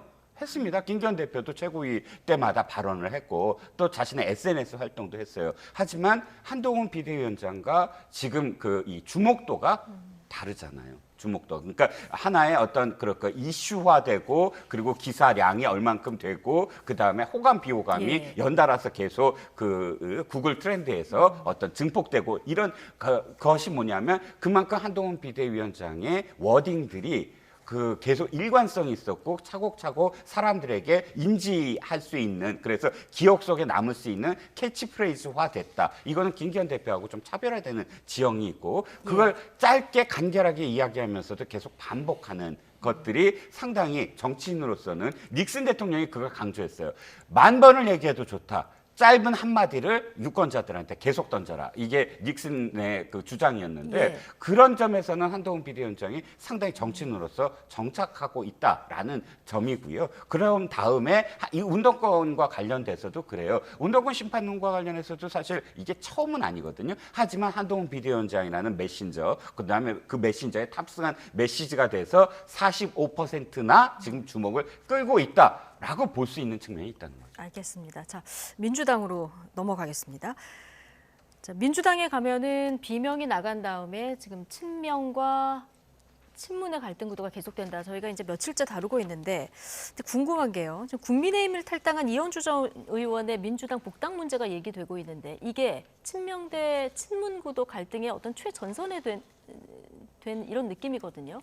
이건 왜 그런 겁니까? 그렇게 돼버렸죠. 네. 그러니까 이현주 의원에 대한 호불호가 굉장히 강한 데다가 최근에 이제 임종석 대통령 전 비서실장에 대해서 불출마를 권유를 하는데 그 자리에 이현주를 넣자라는 게 일부 친문들 원외 인사들의 이제 주장이 나오면서 이게 친명 원외 인사들. 친명 죄송합니다. 친명 원외 인사들의 이제 주장이 나오면서 굉장히 좀 중요한 문제가 된 것 같아요. 근데 그래서 친명계는 복당에 찬성하고 왜 그 임종석 실장 지역구에 이현주 의원 얘기까지 나오는 겁니까? 그러니까 이게 단일하게 지금 나오는 게 아니에요. 그러니까 그러니까 처음에 이거를 얘기를 했다라는 거는 정성호 의원이 지금 최근에 이제 방송에 나와가지고 내가 이재명 대표한테 아이디어 차원에서 얘기를 했다라는 거고 이재명 대표가 얘기를 했는데 그러니까 이게 친명이라는 지금 조직이 그렇게 생각보다 단일하게 움직이지 않습니다. 그리고 산발적으로 나오는 목소리입니다. 맞아요. 각자의 이해관계에 따라서 이렇게 움직이는 경우가 많고 지도부에서도 좀 목소리가 많이 달라요. 그래서 최근에 최고위원회의에서는 이현주 의원 복당하는 것에 대해서 최고위원들이 문제 제기를 하면서 그중에 상당수는 친명인데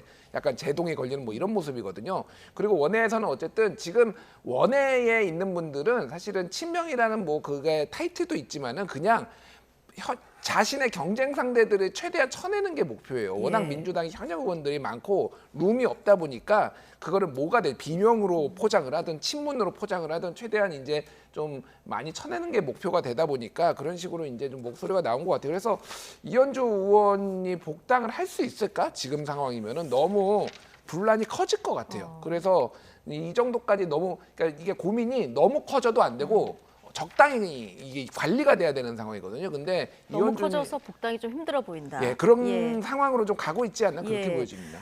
그러니까요. 오늘 이현주 의원 친문계에서 비난 목소리가 커지니까 이거 좀 당황스럽다 이런 글도 올렸는데 예전에 이현주 전 의원이 민주당 쪽에 있었을 때 그때 굉장히 강하게 이제 비판을 했었고요. 2019년 같은 경우에는 지금 저희가 그래픽으로 준비했습니다마는 조국 사태로 문재인 정권을 떠받치는 86 운동권의 민낯이 드러났다 이러면서 삭발식도 가졌고요. 그리고 최순실보다 못한다 이런 지적도 했었던 상황이라서 친문계에서는 굉장히 좀 불편한 시선이 있는 것도 사실일 것 같은데 네. 어쨌든 이재명 대표가 권고를 한 거 아니겠습니까? 그러면 복당하게 될지 여부 어떻게 보십니까? 저는 복당할 가능성이 지금 높아지고 있다라고 보여집니다. 왜냐하면 어차피 지금 이현주 전 의원을 손을 잡으려고 했을 때 벌어질 일들에 대해서 전혀 예상을 못했다고 한다면 그건 좀 정무적 판단이 없는 것이고요. 왜냐하면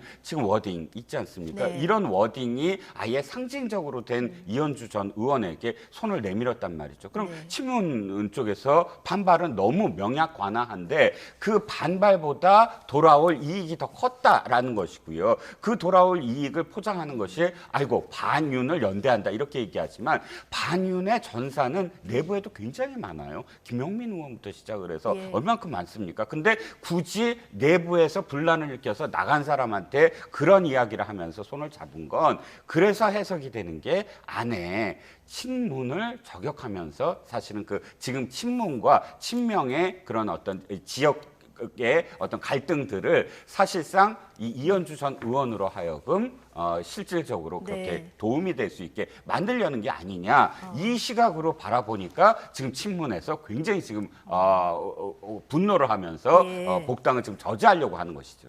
네, 이번 논쟁은 이재명 대표가 먼저 이제 이현주 전 의원에게 복당을 권유했다 이런 사실이 알려지면서 시작이 된 거 아니겠습니까? 근데 정성호 의원, 자 오늘 인터뷰에서 이 대표가 아닌 내가 처음 제안을 했다 이렇게 설명을 했습니다. 듣고 오시죠.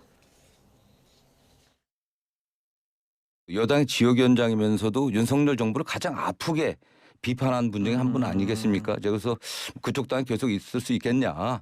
그럼 뭐 민주당과 함께하는 게 좋지 않겠냐? 제가 그런 제안을 했습니다. 본인이 뭐 확실하게 입당을 민주당이 복당을 결정도 아닌 상태에서 그래도 좀 권유하려면 대표가 통화하는 게 어떻겠냐? 이런 말씀 제가 대표한테 드렸었는데 이게 뭐 중간에 좀 여러 가지 뭐 정보가 새나가면서 좀 이상한 오해가 됐는데요. 어쨌든 뭐 결정된 건 아닙니다. 현근택 예비 후보 징계 수위 논의할 때도 그랬고요. 지금 내가 먼저 제안을 했다는 얘기 했는데 이게 악역을 자처하는 겁니까? 그러니까 일각에서 좀 오해 소지의 시선도 좀 있는 것 같아서요. 뭐 친명 좌정의 귀환 뭐 이 정도로 보면 될 것 같아요. 그러니까 정성호 죽은 줄 알았더니 살아있구나 약간 이런 느낌이 사실 그러니까 영향력을 재확인한 겁니까? 그러니까 친명 좌장으로 불렸지만은 한동안은 이재명 대표랑 좀 거리가 있는 거 아니야 이런 얘기들이 상당히 돌았었거든요. 그러니까 쓴소리를 마다하지 않고 이재명 대표가 조금 껄끄러워한다라는 얘기가 있었는데 지금은 거침없이 조언도 하고 그런 것들을 계속 재확인하는 과정인데 뭐 이거를 누구는 비선 실세라고 얘기하는데 뭐 비선 이런 것까지 비선이라고 볼 건 아니고 그러니까 굉장히 긴밀하게 협의하는 측근 정도로 보는 게 맞을 것 같아요. 비선이라고 하면은 뭐 최순실 정도를 비선으로 봐야지 이거를 뭐 비판할 거리는 저는 아니라고 봅니다. 예. 자, 제3지대 얘기 짧게 해볼 텐데요. 빅텐트가 가능하긴 한 걸까요? 이준석 개혁신당 대표 그리고 조응천 미래대연합 공동창당준비위원장 발언 함께 듣고 오시겠습니다. 저는 개혁미래당에 굉장히 실망했던 게 뭐냐면은 그분들이 지금까지는 이재명 대표와 이견이 있어가지고 나왔다고 주장하면서 정작 나와가지고는 이준석 얘기밖에 안 하고 계세요. 대한민국을 개혁해야지 왜 이준석을 개혁하려고 달려듭니까? 거기도 윤핵관이랑 다를 바가 없는 상황으로 가고 있어요. 이준석 대책위원회가 되어가고 있습니다. 저는 이거는 완강하게 거부하고 개혁 동력을 만드셔서 개혁미래당이라는 이름에 맞게 당을 운영하셨으면 합니다. 이준석 전 대표가 빅텐트 참여할 거로 보십니까? 이준석 대표가 이준석 대표죠, 예, 개혁신당 대표가 예. 말로는 뭐 가끔씩 또 뭐 저 뭐지라고 하지만은 내심은 합니다. 기득권 양대 정당 체제를 타파하고 정말 밥값하고 할 일 하는 여의도 만들자는 거잖아요. 근데 갈라져 가지고 그건 할 수가 없어요. 한석 얻으려면 얼마를 해야 됩니까? 한 7% 정도는 받아야 되거든요. 갈라져 가지고 7% 받기가 쉽습니까? 힘들다고 봐야죠. 데드라인은 언제로 잡고 계세요? 하염없이 기다릴 수는 없잖아요. 어쨌거나 지금 뭐 하고 있니라고 하지만 지금도 네. 계속 물밑 작업은 계속 이루어지고 있다 이렇게 보시면 됩니다. 네. 이준석 대표. 자, 개혁미래당이 윤핵관과 다를 게 없다. 뭐 이런 얘기까지 오늘 나왔는데 무슨 최근에 계기가 있었습니까? 들으신 얘기 있습니까? 그러니까 이제 여러 가지 정책을 발표하고 있는데 네. 이거에 대해서 이를테면은 갈라치기다 뭐 이런 식의 이제 비판들이 있는 것에 대해서 굉장히 좀 섭섭해하고 조금 문제 제기를 하는 것 같아요. 그래서 아니 같이 하겠다라고 하면서 그러면은 그런 식으로 이게 그 이준석 대표나 개혁신당 입장에서는 우리가 내놓은 정책에 대해서 뭐 찬성은 못 해줄 망정 이런 식으로 이거를 오해 곡해해가지고 갈라치기라고 프레임을 하는 거는 이거는 그러면 윤핵관들하고 다를 게 뭐냐 이런 얘기입니다. 네. 생각보다 이 감정의 골이 좀 깊어요. 예, 제가 뭐 여러 양쪽에 다 확인도 하고 얘기도 들어보면은 생각보다 골이 깊고요. 물밑 작업을 하는 과정에서 그렇단 말씀이십니까? 물밑 작업에서 조율이 안 되는 것도 있고요. 그러니까 지금은 사실은 조율을 별로 개혁신당 쪽에서 딱히 하고 싶은 마음이 없어 보입니다. 제가 보기에는. 그러니까 조금 완전히 뭐 판을 뭐 닫았다라기보다는 지금은 어쨌든 각자 갈 상황이다라고 보는 것 같고 이게 그러니까 정치 스타일의 문제도 있어요. 정치 스타일의 문제. 그러니까 뭐냐면은 개혁신당은 뾰족하게 가겠다라는 거예요. 그러니까 뭔가 문제 제기를 하고 이거에 대해서 이 개혁 이슈를 선점을 하고 그러니까 이제 노인 뭐 이제 무임승차 폐지 뭐 이런 것들을 강하게 내세울 수가 있는 건데 개혁미래당만 해도 그 정도까지는 아니거든요. 그러니까 여기에 동의하기가 되게 어려운 부분들이 있습니다. 그래서 정치 스타일도 있고 또 하나는 약간 개혁신당 같은 경우에는 이쪽에 벤처기업 같은 느낌이에요. 그러니까 정치 벤처. 그러니까 길게 가려고 하는 건 롱텀으로 보니까 이게 타임라인도 좀 안 맞는 것 같아서 결과적으로 저는 안 될 확률이 점점 높아지고 있다. 빅텐트가. 그때 될 확률과 안 될 확률 51대 49 이렇게 보셨는데. 예, 한 52대 48로 하겠습니다. 좀 진전된 게 있어야죠. 1%포인트씩 올리고 내리고 예. 하셨습니다. 자, 그런데 지금 개혁신당의 허은하 의원은 제3지대가 뭉칠 가능성 90%로 오늘도 봤고요. 조응천 의원 앞서 얘기했지만 지금 물밑 작업 계속되고 있다. 이렇게 좀 긍정적인 시선으로 봤는데 자, 그 이후로 그 한석을 얻으려면 7% 정도를 얻어야 된다. 이 얘기하지 않습니까? 여론조사 한번 보시겠습니다. 비례대표 투표 그 희망 정당에 대한 의견을 물어봤는데요. 국민의힘이 35, 민주당 33, 개혁신당이 8, 이낙연 신당 4, 기본소득당 4, 정의당 3, 뭐 이 정도 나타나고 있는데 뭐 이 제3지대를 좀 합하면 수치가 16% 정도 되지만 개별로 봤을 때는 뭐 개혁신당 8%가 가장 높은 수치거든요. 그렇습니다. 결과적으로 뭉치게 될까요? 지금 이제 병립형으로 만약 가게 된다. 네. 지금 당원 투표를 해서 그쪽으로 간다면 합칠 가능성이 점점 높아지고 있다라는 겁니다. 완전히 준연동형제로 간다면 전부 다 각계 전투로 해도 상관은 없지만 그래서 아마도 지금 조응천 의원이 합칠 거다라고 이야기하는 것이 지금 가변적이기 때문에 그런 것이고요. 근데 일정 부분은 저는 김준일 대표와 좀 생각이 비슷한 게 스타일이에요. 이준석 대표의 스타일이 바늘과 실이 없어요. 언제나 가위와 칼이 있어요. 즉 바늘과 실은 봉합하면서 뭔가 꼬매가면서 확장의 이미지고요. 칼과 지금 그 가위는 잘라내는 거거든요. 배제의 어떤 이미지. 근데 이준석 대표가 지금까지 정치의 어떤 스타일이 무엇인가 타협하고 설득하고 하면서 어떤 결과물을 내는 것보다는 아니 당신이 무엇인가를 잘못했어. 그러면 그걸 인정하면 내 편이고 인정하지 않으면 나는 당신과 다른 생각으로서 어떤 결과물을 내 나름대로 낼 거야. 이런 행동, 이런 식의 어떤 스타일이었어요. 그렇기 때문에 실질적으로 양양자 의원이 보좌하면서 그것을 해낼 수 있을까에 달려 있는 것이고 이준석 대표는 안 그래도 아니 나는 갈 수 있어, 혼자 갈 수 있어라는 그런 스타일의 어떤 정치 스타일을 바꾸지 아니하면 결과적으로 이것이 바늘과 실을 동원해서 함께 하나의 어떤 천으로 또는 하나의 옷으로 탄생할 수 있을지 저는 30%도 안 된다. 가능성이 이렇게 생각을 합니다.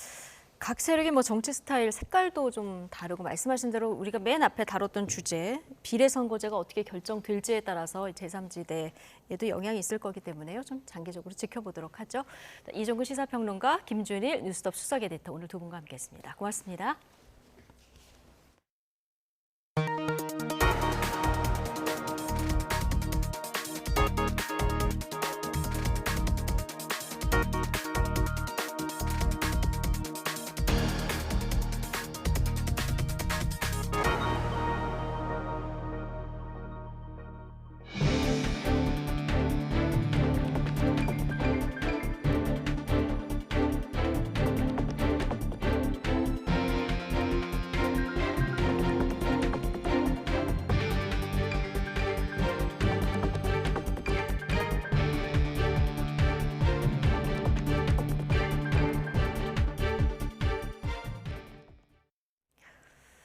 문경 공장 화재 현장에서 순직한 소방관 2명은 사람이 있을 수 있다는 말에 주저하지 않고 걸어 들어갔습니다. 순직 소방관의 마지막 모습이 현장 주변 CCTV에 남았는데요. 전담 수사팀을 꾸린 경찰은 화재 원인 또 소방관들의 사고 원인을 밝힐 수사에 들어갔습니다. 이훈재 기자입니다.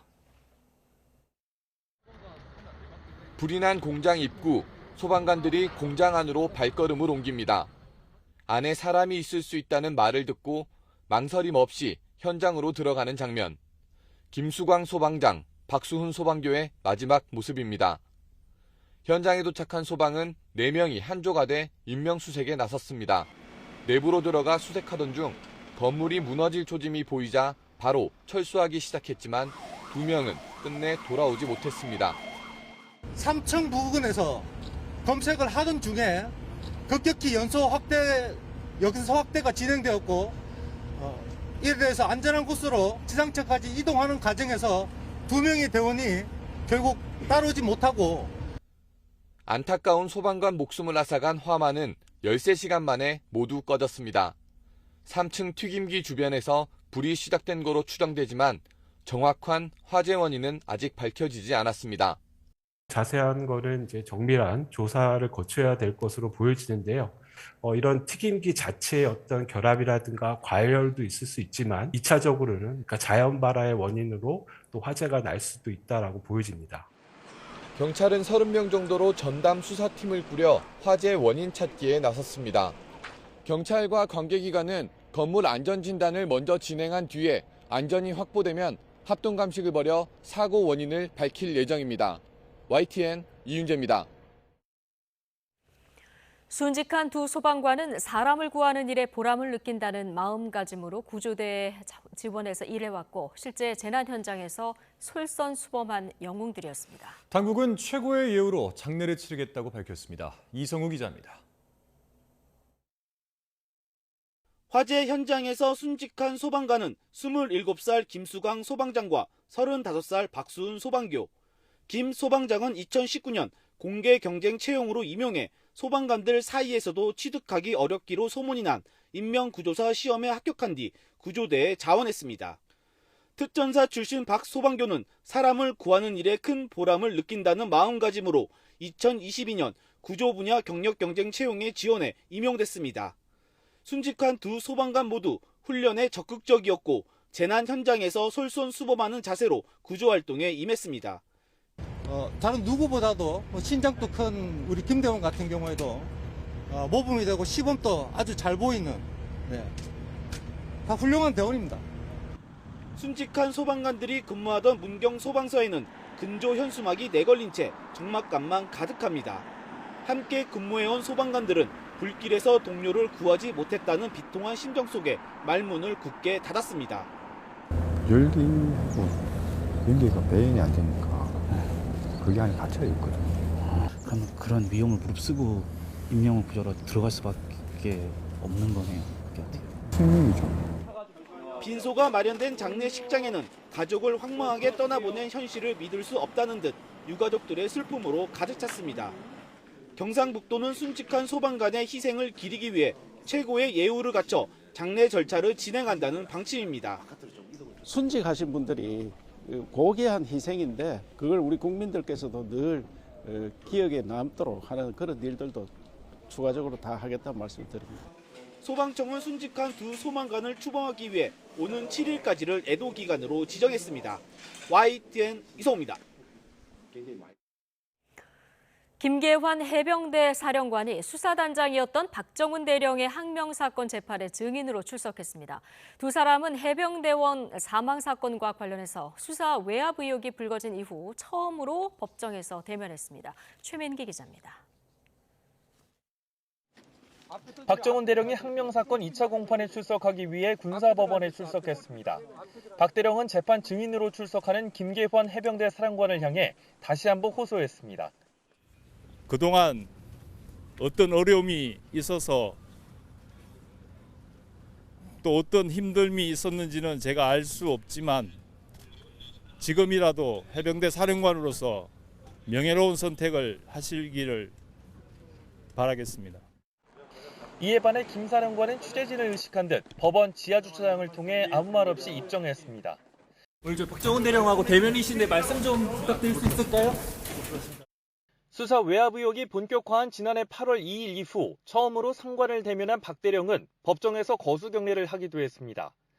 증인석에 앉은 김 사령관은 수사 독립성을 보장했고 박 대령을 신뢰했던 건 사실이지만 혐의자를 특정 말라는 국방부 법무관리관의 조언을 존중했고 이첩 보류 지시를 내린 데 박 대령이 항명한 건 별개라고 강조했습니다. 다만 장관의 보류 지시가 없었다면 정상적으로 이첩했을 것이라고 덧붙였습니다. 변호인 측은 박진희 당시 군사보좌관과 김 사령관의 SNS 대화 등을 근거로 사실 박 대령과 생각이 같았던 것 아니냐며 외부 외압 의혹을 부각했고 이에 김 사령관은 국방부 측에 박 대령의 생각을 그대로 전달한 것뿐이라고 답했습니다. 김 사령관은 박 대령을 겨냥해 자의적인 법 해석과 편향적 가치를 내세웠다고 쏘아붙였고 박 대령은 사령관님이 참담한 일을 겪으며 얼마나 고충이 심하실까 가슴이 너무 아프다고 말했습니다. 박 대령은 김 사령관을 바라보며 옅은 미소로 입술을 지그시 깨물기도 했지만 김 사령관은 재판 내내 박 대령에게 시선을 주지 않았습니다. 박 대령을 지지하는 것으로 보이는 일부 방청객은 김 사령관을 향해 야유를 쏟아내기도 했습니다. YTN 최민기입니다. 지난 2009년 정리해고에 맞서 파업 농성을 벌인 쌍용자동차 노조원들을 상대로 정부가 낸 손해배상 청구 소송이 15년 만에 끝났습니다. 대법원은 정부가 금속노조 쌍용차 지부와 파업 참가 노동자 36명을 상대로 낸 손해배상 청구 소송에서 노조 측이 정부에 1억 6,600여만 원과 지연이자를 지급하라고 한 판결을 확정했습니다. 앞서 정부는 쌍용차 노동자들이 사측의 정리해고 발표에 반발해 평택 공장에서 벌인 파업 농성을 진압하는 과정에서 경찰관이 다치고 헬기 등 진압 장비가 파손됐다며 손해배상 청구 소송을 냈습니다. 최저가 보장 정책으로 불거진 마진 손실을 줄이려고 납품업체에 갑질을 했다는 이유로 공정거래위원회가 쿠팡에 부과한 30억 원대 과징금을 취소하라는 법원 판단이 나왔습니다. 서울고등법원은 오늘 쿠팡이 공정위를 상대로 시정명령과 과징금 부과 처분을 취소하라며 낸 소송을 쿠팡 측 승소로 판결했습니다. 재판부는 거래 과정에서 여러 사항을 협의하는 건 당연하고 거래 내용을 일부 제한하더라도 상대방의 경영에 부당하게 간섭했다고 볼 수 없다고 판단했습니다.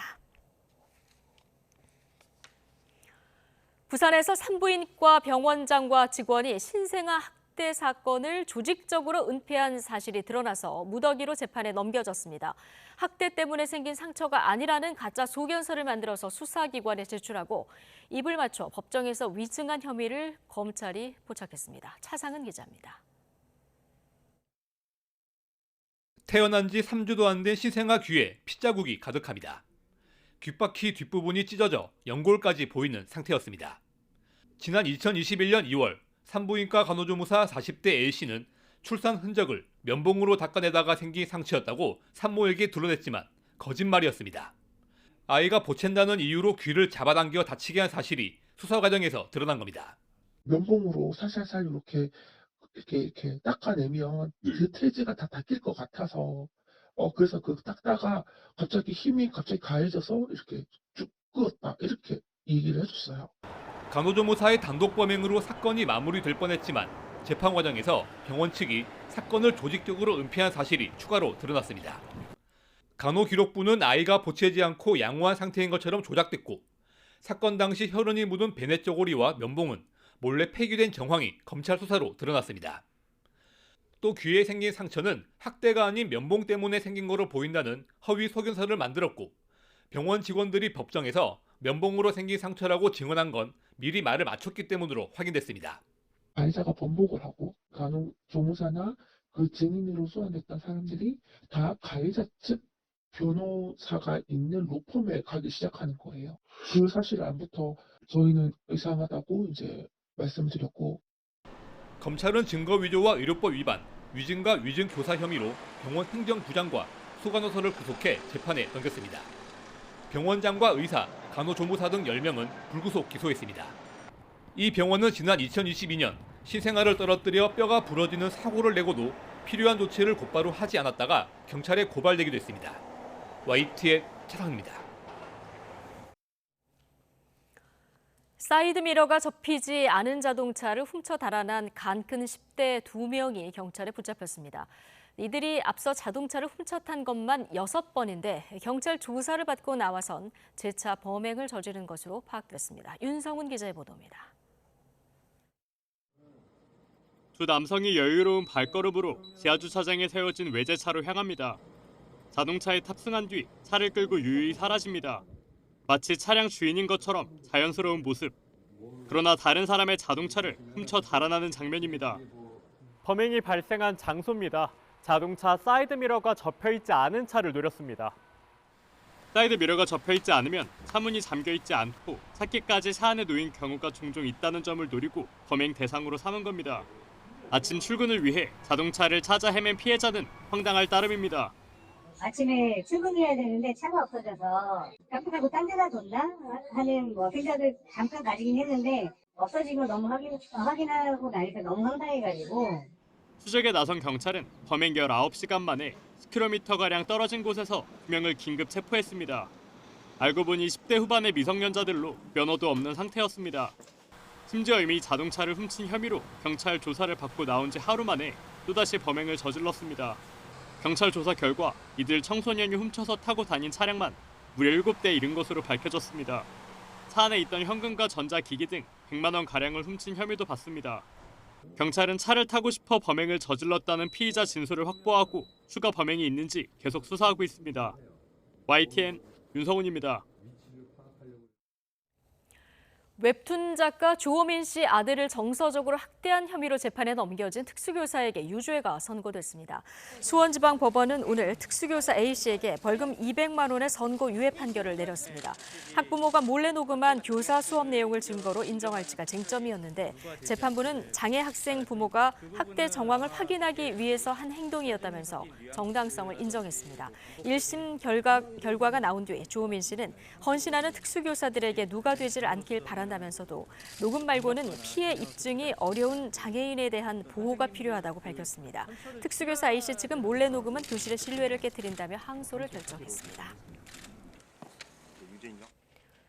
무차별 흉기난동으로 14명의 사상자를 낸 최원종이 1심에서 무기징역을 선고받았습니다. 최 씨는 지난해 8월 경기 성남시 수인분당선 서현역 근처에서 차량을 몰고 인도로 돌진해 5명을 들이받은 뒤 차에서 내려 백화점에 들어가 시민 9명에게 마구 흉기를 휘두른 혐의로 구속 기소됐습니다.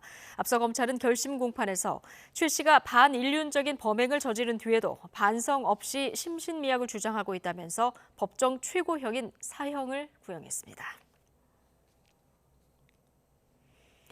강제동원 피해자들에게는 일본 전범 기업을 상대로 소송할 권리가 없다며 소를 각하했던 1심 판결이 3년 만에 파기환송됐습니다.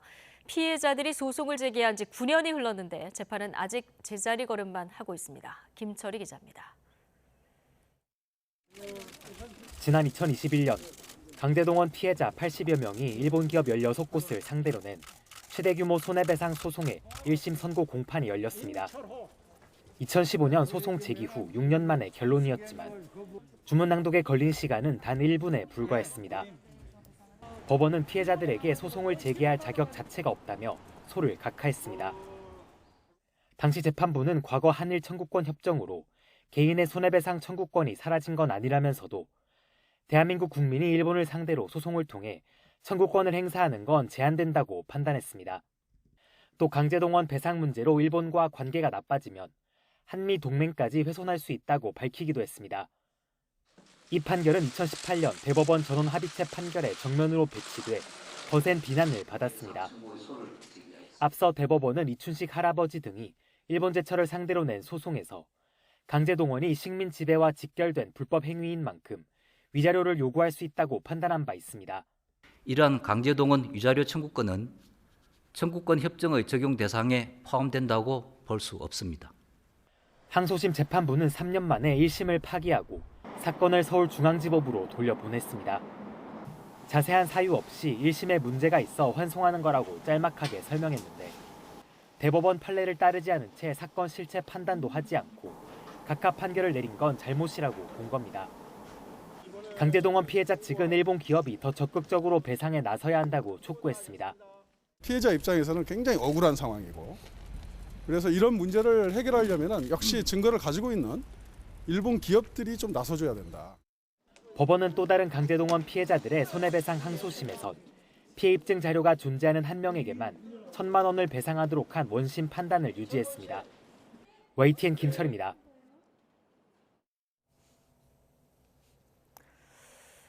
지난 2021년 더불어민주당 전당대회 돈봉투 살포 사건을 수사하는 검찰이 수수자로 의심되는 민주당 의원들에게 출석을 요구했지만 나오지 않아 조사가 늦어지고 있다며 협조를 당부했습니다. 서울중앙지방검찰청 관계자는 오늘 최근 일부 의원들에게 소환 조사를 요청했지만 원활하게 진행되지 않고 있다고 말했습니다. 검찰은 지난 전당대회 직전 송영길 전 대표 지지 모임에 참석한 의원 7명에게 최근 소환을 통보했지만 이들은 총선 준비를 이유로 응하지 않은 것으로 알려졌습니다. 문재인 정부 청와대 특수활동비를 공개하라며 행정소송을 낸 시민단체가 1심에서 사실상 승소한 판결이 2심에서 뒤집혔습니다. 서울고등법원은 김선택 납세자연맹 회장이 대통령 비서실장을 상대로 낸 소송에서 김 회장이 승소한 부분을 취소하고 김 회장의 청구를 각하한다고 판결했습니다. 재판부는 구체적인 판단 이유를 밝히지 않았는데 앞서 1심은 청와대 비서실이 특활비 지출 결의서와 집행 지침, 문 전 대통령과 김정숙 여사의 의전 비용 관련 예산 편성 금액 등을 공개하라고 판결했습니다. 미국 연방준비제도가 이르면 3월에 금리 인하가 시작될 거라는 시장 기대감에 찬물을 끼얹었습니다. 물가가 잡히고 있다는 더 큰 확신을 가질 때까지 금리 인하는 적절하지 않을 것이라고 밝혔습니다. 워싱턴에서 권종희 특파원입니다.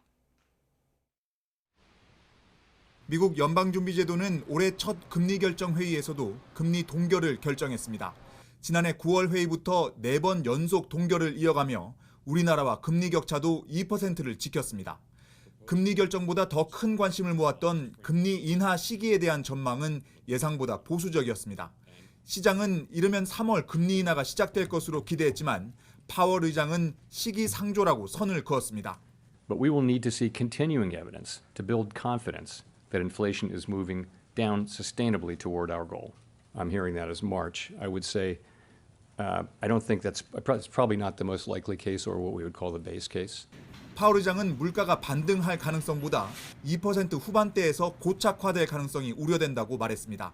금리 인하를 위해선 더 좋은 수치가 아니라 더 많은 수치가 필요하다고 답했습니다. 물가가 제대로 잡혔는지 여러 데이터를 통해 종합적으로 판단하겠다는 겁니다. We want to see more good data. It's not that we're looking for better data. We're looking at continuation of the good data that we've been seeing. 파월 의장은 또 강한 경제 성장과 탄탄한 고용 시장 등에도 불구하고 아직은 연착륙을 달성했다고 보지 않는다며 승리를 선언하지 않겠다고 말했습니다. 기대했던 3월 금리 인하 가능성이 줄어들자 뉴욕 증시는 실망감을 나타냈습니다. 나스닥이 2% 넘게 빠지는 등 일제히 하락했습니다. 이제 시장은 오는 5월에 금리 인하가 시작되길 바라겠지만 연준의 신중한 접근을 볼 때 하반기로 금리 인하 시기가 넘어갈 수 있다는 관측도 나오고 있습니다. 워싱턴에서 YTN 권준규입니다. 미국 연방준비제도가 4차례 연속 정책금리를 동결하고 3월 금리 인하 가능성을 일축한 가운데 이창용 한국은행 총재는 우리 금리 인하 속도는 더 늦어질 가능성이 크다고 밝혔습니다. 이 총재는 주요국 통화정책과 물가, 금융 안정 등 데이터를 확인하며 운용하되 긴축 기조를 충분히 장기간 지속할 필요가 있다고 설명했습니다. 조기 금리 인하 기대감이 꺾이면서 미국 증시가 일제히 급락한 가운데 우리 코스피는 오히려 사흘 만에 반등했습니다. 오늘 코스피는 어제보다 1.82% 오른 2,542.46에 장을 마쳤습니다. 반면 하락 출발한 코스닥은 내림세를 보이다가 외국인과 개인이 순매수로 돌아서면서 어제보다 0.06% 내린 798.73으로 거래를 마쳤습니다. 새해 들어서 큰 조정을 겪으며 연일 하락장을 이어왔던 코스피는 미국 FOMC 금리 동결 여파가 큰 영향을 미치지 않은 것으로 분석됩니다. 지난달 수출액이 지난해 같은 기간보다 18% 늘어나며 넉 달 연속 플러스를 달성했습니다. 특히 지난달 반도체 수출이 한 해 전보다 50% 넘게 오르며 6년 만에 최고 증가율을 기록했습니다. 황보혜경 기자가 보도합니다. 새해 첫 수출 성적표가 공개됐습니다. 지난달 수출액은 547억 달러를 기록해 지난해 같은 기간보다 83억 5천만 달러, 18% 증가했습니다. 지난해 10월 이후 넉 달 연속 플러스를 달성했습니다. 특히 우리 수출의 버팀목인 반도체 수출이 지난해보다 56% 넘게 늘어난 93억 달러를 기록했습니다. 6년 만에 최고 증가율로 석 달 연속 플러스 흐름입니다. HBM 등 고부가 메모리 반도체 판매가 늘어난 데다 기업들의 감산 전략으로 가격이 오르며 반도체 업황이 회복되고 있기 때문입니다. 메모리 가격은 지금 낸드 디램 다 점점점 이제 상향되고 있기 때문에 그 가격 요인이 하나 있고 또 이제 수요 요인이 그 PC 같은 경우에 이제 교체 수요가 있고.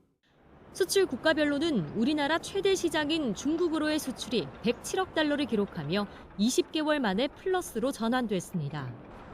반도체와 컴퓨터 등 주요 품목 수출이 개선된 영향이 컸습니다.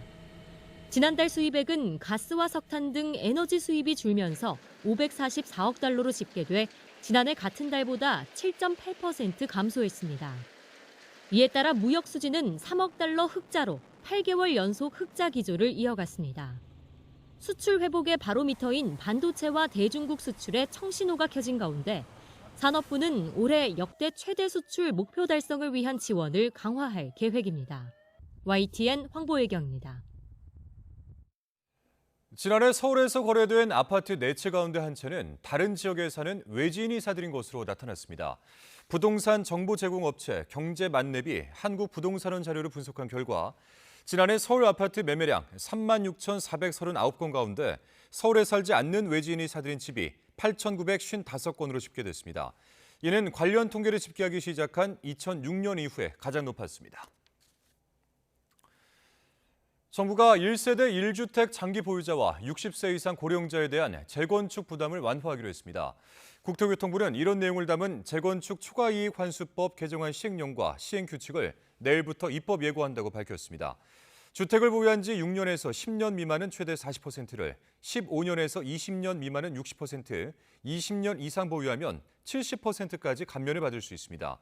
또 1세대 1주택자이면서 60세 이상인 조합원은 주택을 처분할 때까지 부담금 납부 유예를 신청할 수 있습니다. 여야가 최근 도심을 가로지르는 철로를 지하로 내리고 지상부지를 개발하는 이른바 철도 지하화 공약을 앞다퉈 내놓고 있습니다. 총선을 앞두고 표심을 겨냥한 거란 해석이 나오는데 정작 재원 마련 방안에는 물음표가 달렸습니다. 김대경 기자입니다. 민주당 이재명 대표가 서울 신도림역에서 철도 지하화를 약속한 건 국민의힘이 비슷한 정책을 공약한 지 불과 하루 만이었습니다. 한동훈 비대위원장처럼 이 대표도 직접 현장을 찾았습니다. 철도 때문에 사실 제일 문제가 편의성은 있는데 이 완전히 이 도심을 갈라버리잖아요. 넘어 달릴 수도 있고. 철로를 지하로 내려 분진과 소음 피해를 줄이고 지상부지에 주거 복합단지 등을 개발해 수익을 내겠다는 구상입니다.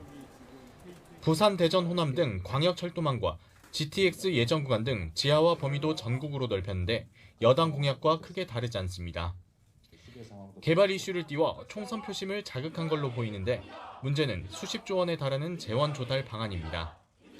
여야 모두 장밋빛 청사진을 제시하며 민간 자본으로 충분하다는 입장인데 그 자체에서도 사업 기회가 많이 생기지 않겠습니까? 거기에 주택이 생길 수 있고 공원이 생길 수 있고 상가가 생길 수 있지 않겠어요? 그럼 그 부분을 민자로 해결할 수 있는 부분이 대부분이라고 생각합니다. 80조 원 내외의 사업비가 소요될 것으로 그렇게 추산을 합니다.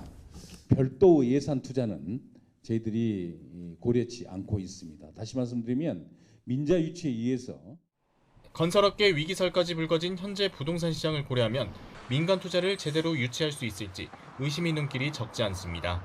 상판 부지가 비싸게 매각되고 그 주변 지역의 집가 상승이 후끈해져야 굴러가는 민자 유치가 가능하기 때문에 굉장히 제한적 범위에 될 수밖에 없고.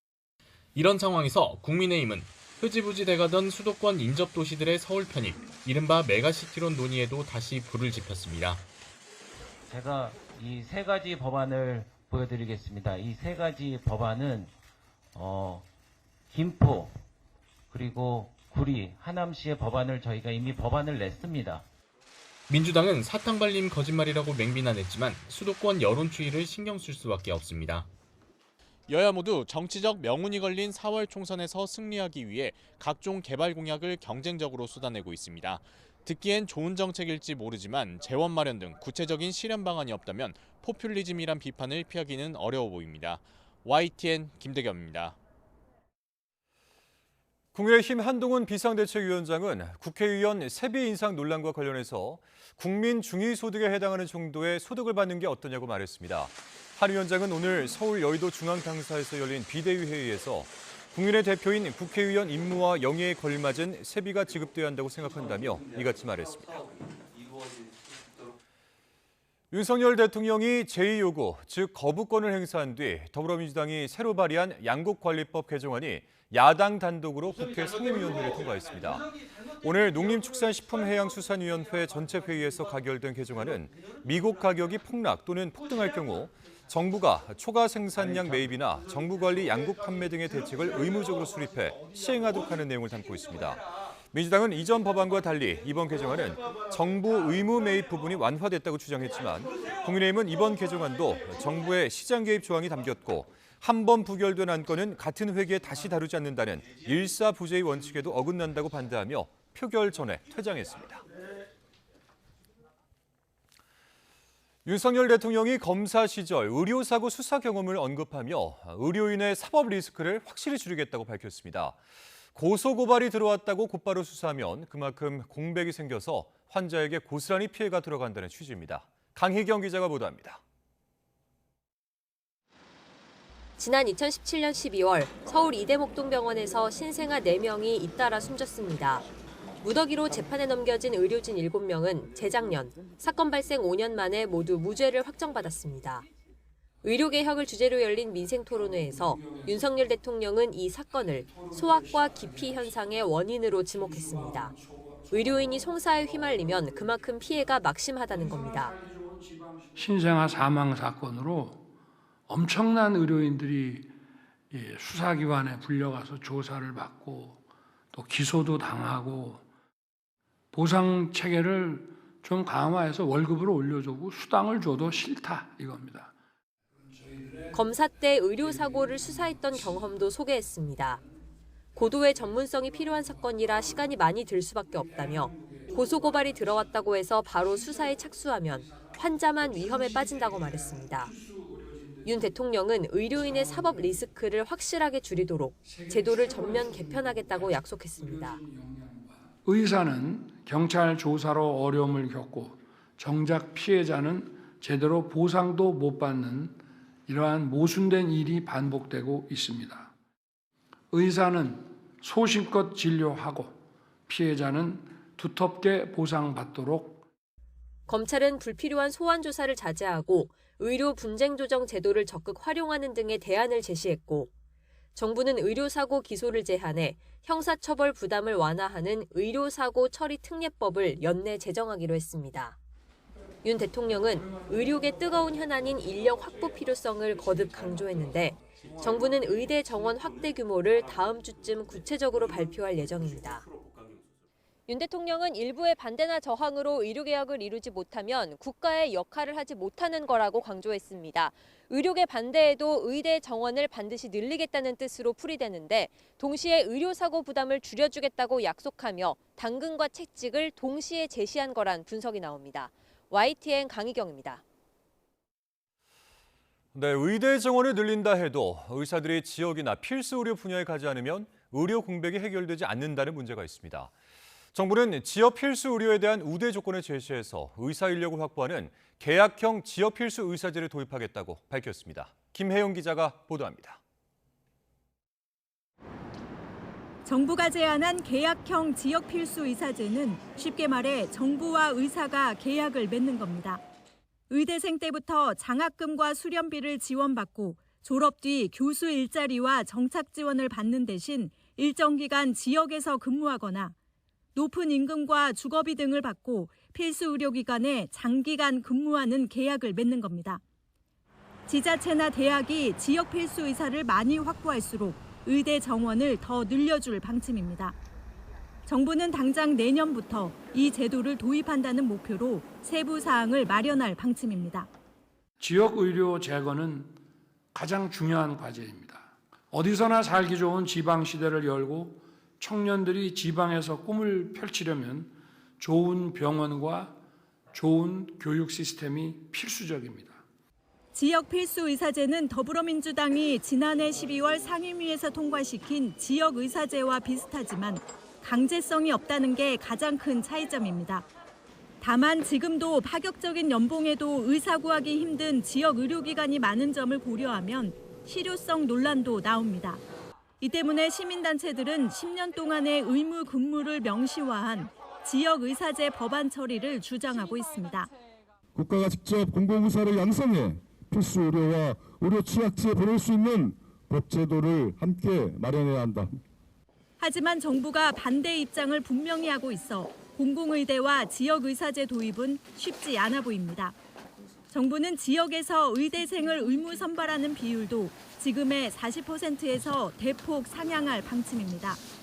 또 필수 의료 분야를 살리기 위해 지역 내 필수 의료 특화 병원을 육성하고 앞으로 5년 동안 필수 의료 분야에 10조 원 넘게 지원하기로 했습니다. YTN 김혜은입니다. 대한의사협회는 정부가 발표한 필수 의료 정책 패키지에 대해서 공감한다면서도 의대 정원 확대에 대해서는 반대 입장을 밝혔습니다. 의사협회는 정부가 밝힌 의료인에 대한 법적 부담 완화와 필수 의료에 대한 적정 보상, 그리고 전공의 근무 환경 개선 등의 정책 방향에 공감한다고 밝혔습니다.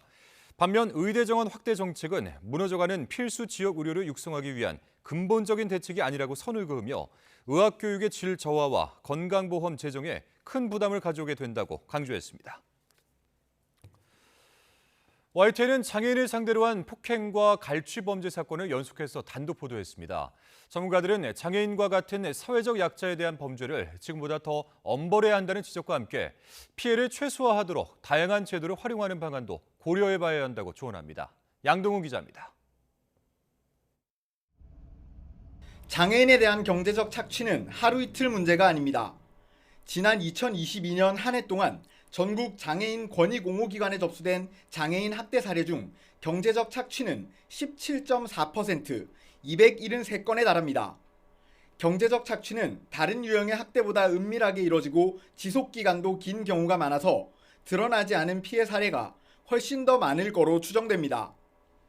피해라는 걸 인지하지 못하는 경우들이 많으시다 보니까 그게 어느 정도 진행이 되고 가족분들이나 지인들이 인지하기 전까지 그 피해가 반복적으로 발생하는 경우가 있습니다. 비슷한 범죄가 끊이지 않는 이유로는 우선 처벌 수위가 약하다는 점이 꼽힙니다. 지난 2017년에서 2019년까지 장애인 경제적 착취 사건 판결들을 보면 실형을 선고받은 경우는 40% 정도에 불과하고 이마저도 평균 형량이 15개월 수준입니다. 최근에도 장애인 직원의 은행 거래를 돕는 척 1억 5천여만 원을 빼돌린 사장과 장애인과 결혼할 것처럼 속여 6년 동안 5,700여만 원을 가로챈 가해자가 모두 징역형의 집행유예를 선고받기도 했습니다. 장기간에 이어진 착취나 피해 금액이 상당히 큰 장애인에 대한 경제적 범죄에 있어서도 실형이 나오는 경우가 많지 않고 사회적 약자에 대한 범죄인 만큼 재판부에서도 엄중한 판결을 내릴 필요가 있어 보입니다. 전문가들은 장애인 재산권 보호를 위해 가족, 지인들이 활용할 수 있는 다양한 제도가 있다고 조언합니다. 장애인의 성년 후견인으로 선임된다면 예금과 보험 관리, 자산 매각 등을 대리하게 되고 후견인 동의 없는 경제활동을 취소할 수 있어 피해를 최소화할 수 있습니다. 국민연금과 한국자폐인 사랑협회가 운영하는 발달장애인 재산관리 지원 서비스 시범사업을 이용하는 것도 경제적 착취를 막을 수 있는 방법입니다. 다만 전문가들은 착취 피해를 막는다는 이유로 보호제도에만 의존하게 되면 장애인들의 자립 가능성을 낮출 수 있다며 적절한 교육과 경제활동 경험도 함께 이뤄져야 한다고 강조했습니다. YTN 양동훈입니다. 설 대목을 앞두고 충남 서천의 한 전통시장에서 큰 불이 나 점포 200여 곳이 타버렸었죠. 신속한 일상 복귀를 위해 오는 4월 임시시장을 개장하기로 하는 등 지원책이 이어지면서 피해 상인들이 힘을 내고 있다고 합니다. 이상공 기자가 전해드립니다. 대형 화재로 점포 200여 곳이 잿더미로 변한 충남 서천 수산물 특화시장. 건물 주변으로 붕괴 우려가 있어 출입을 통제한다는 현수막이 내걸렸습니다. 화재 원인을 밝히기 위한 조사가 마무리되지 않으면서 불이 난 건물에 대한 철거 작업은 아직 시작하지 못했습니다. 그래도 피해 상인들을 돕는 지원책들은 속속 마련되고 있습니다. 충청남도와 서천구는 설 명절 전까지 피해 점포당 1,200만 원을 지원하고 재고 손실과 영업 피해를 성금을 통해 차등 보상하기로 했습니다. 임시시장은 인근 주차장 부지에 2달 뒤 문을 열 예정입니다. 또 400억 원을 투입해 시장 건물을 1년 6개월 안에 다시 짓고 그 전까지 임시시장 임대료는 받지 않기로 했습니다. 그 임시시장에 1년 좀 넘게 거기서 이 장사를 해야 되는 그런 상황인데 임대료를 면제를 시켜주겠다. 이것도 한 1년 6개월 정도면은 한 4억 가까이. 일상 회복을 위한 전폭적인 지원에 피해 상인들은 한시름 덜었다는 분위기입니다. 명품 시장을 만들어 주신다고 하니까 거기서 힘이 나고 임시 시장이라도 하루빨리 그 건축을 지어서 상인들을 좀 장사를 하게끔 해주신다고 하니까 거기서 조금 힘이 나요. 하지만 설 명절 대목을 놓치고 당분간 장사를 할 수 없다는 생각을 하면 답답함이 쉬 가시지 않는다고 말했습니다. 장사는 하루속에 하고 싶은 마음이에요. 마음 같으면 조그마한 밖에 나가서 그냥 조그마한 조업판 하나 차려놓고 명태포래도 뜨고 싶고 명절이니까 제사 음식도 팔고 싶고 그래요. 시장 운영 정상화까지 아직 넘어야 할 산이 많지만 상인들은 조금씩 충격에서 벗어나 재기 의지를 다지고 있습니다. 임시장 갔다가 본시장으로 재건이 되면 또 오는 과정에서 비용 이론 자체가 좀 부담은 되는데 도하고 군하고 협의하에 원만하게 잘 해결나가겠습니다. 이런 가운데 수산물동 화재로 전기와 가스 공급이 끊겨 영업을 중단했던 농산물동과 먹거리동은 긴급 공사를 통해 오는 5일 다시 문을 열기로 했습니다. YTN 이상곤입니다. 미국 프로야구 샌프란시스코와 6년간 1억 1,300만 달러, 약 1,500여억 원에 계약한 이정우 선수가 시즌 준비를 위해서 출국했습니다. 데뷔 시즌인 올해 목표를 적응으로 잡겠다고 밝힌 이정우는 책임감을 느끼지만 부담감은 없다고 말했습니다. 김상희 기자가 보도합니다. 스프링 캠프 합류를 위해 미국으로 향하는 이정우의 표정은 설렘 가득했습니다. 당장 야외 훈련이 가능한 몸 상태라며 하루라도 빨리 야구를 하고 싶다고 말했습니다. 제가 아직 팀원들도 많이 못 만나봤고 또 팀 훈련 시설도 잘 모르기 때문에 아직 가서 먼저 경험해보고 빨리 좀 동선 같은 것도 익히고 해서 일찍 출발하게 되었습니다. 이정우의 기대가 큰 메이저리그가 예상하는 루키 시즌 성적은 타율 전체 9위, 내셔널리그 4위 정도. 하지만 이정우는 현지 적응을 최우선으로 삼겠다며 몸을 낮췄습니다. 어떻게 제가 어느 정도까지 할지도 잘 모르겠고 일단 처음 가는 거고 또 해봐야지 알기 때문에 적응을 제일 최우선적으로 삼아야 될 것 같고 태어나서 처음 보는 공을 와서 직접 느껴보라며 많은 조언을 했다는 선배 김하성과의 대결에서는 양보할 뜻이 없음을 분명히 했습니다. 정말 경기할 때는 사적인 감정 다 빼고 정말 선수 대 선수로서 경기하는 거기 때문에 저 또한 형이 저한테 치는 거는 이빨로라도 잡겠습니다. 미지의 땅 미국으로 향하는 지금의 심정은 부담감보다는 책임감에 가깝다고도 했습니다. 저까지 또 잘한다면 앞으로 또 한국 선수들에 대한 기대치나 대우가 더 좋아질 거라고 생각해서 그런 책임감은 있지만 내가 많은 돈을 받았기 때문에 잘해야 된다는 부담 그런 거는 사실 없는 것 같습니다.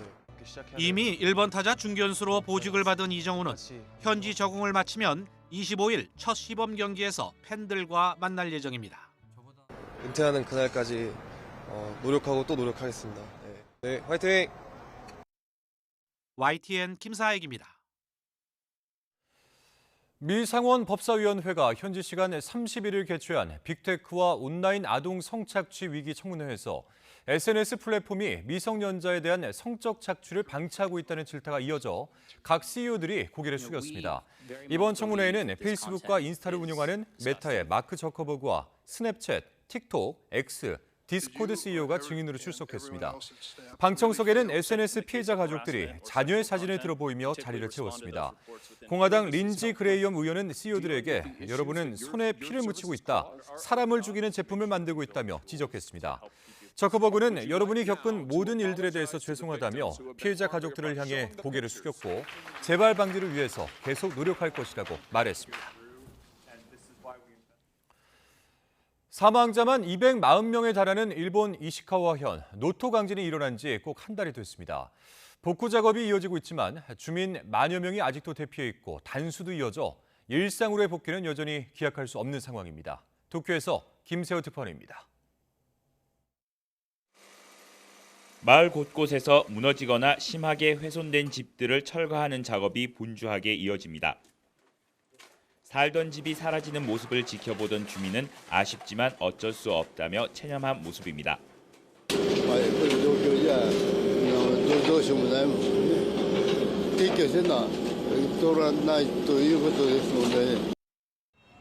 피난민들이 2년 동안 머물 수 있는 이동식 임시주택들도 본격적으로 들어서기 시작했습니다. 하지만 임시주택 부지가 충분치 않은 데다 주택 물량도 여전히 부족합니다. なかなかそういった広い土地がないというのが一つありました。で、当然負担も少なくしたいということもありますので、私有地ですよね。市の土地を優先してまず探した。 주택 피해는 4만 6천여 동에 달했는데 1만 4천여 명이 아직도 피난 생활을 하고 있습니다. 또 4만여 가구는 단수로 외부에서 일정량의 공급받은 물로 간신히 하루하루를 버텨야 합니다.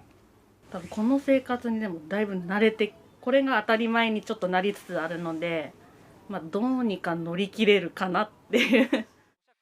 현지 언론들은 이번 지진이 반도에서 일어났다는 지형적 특징과 함께 도로가 끊어지면서 복구에 큰 어려움을 겪고 있다고 분석했습니다. 강진 한 달째를 맞아서도 여진이 수시로 이어져 주민들의 공포감도 여전합니다. 今朝も震度4の来たや。とやっぱ揺れたや。まだ余震が来るって言っとれ、5か6の。いや、怖い。 지금까지 지진으로 인한 사망자는 240명에 이르고 이 가운데 지진 이후 지병 악화 등으로 숨진 사람도 15명으로 집계됐습니다. 일본 정부는 고령자와 장애인 가구 등에 우리 돈으로 최대 2,700만 원까지 지급할 방침이지만 강진의 상처를 치유하기까지는 적지 않은 시간이 걸릴 것으로 보입니다. 도쿄에서 YTN 김세호입니다. 페루 마추픽추 열차표 판매 방식에 불만을 품은 주민들의 시위로 중단됐던 열차 운행이 정상화될 것으로 보입니다. 마추픽추 열차 운영사 중 하나인 페룰레일은 현지 시간 31일 공식 소셜미디어에 2월 1일부터는 모든 구간에서 정상 운행될 것이라고 공지했습니다. 로이터 통신은 정부 당국과 주민 대표 간 협의를 통해 열차표 판매 방식을 병행으로 하는 방식으로 일정한 전환 기간을 두는 내용 등에 합의했다고 전했습니다. 다만 페루 일간지 엘코메르시오는 문화부 장관 사퇴를 요구하는 일부 주민의 항의가 아직 이어지고 있다는 분위기를 함께 보도했습니다. 미국의 소리방송 VOA가 중국이 지난해 유엔 안전보장이사회가 금지한 물품 약 260만 달러어치를 북한에 수출했다며 명백한 대북 제재 위반이라고 지적했습니다. VOA는 중국 관세청인 해관총소의 북중 교역 내역을 토대로 지난해 중국이 유엔 안보리가 대북 수출을 금지한 81개 품목의 제품을 북한에 수출한 것으로 나타났다며 이같이 보도했습니다. 또 수출 총액은 259만 2,717달러에 달했고 가장 높은 수출액을 기록한 제품은 전기회로 자동 차단기, 냉장용, 냉동용 장치를 갖춘 저장과 전시 목적의 가구 등의 순이었다고 전했습니다.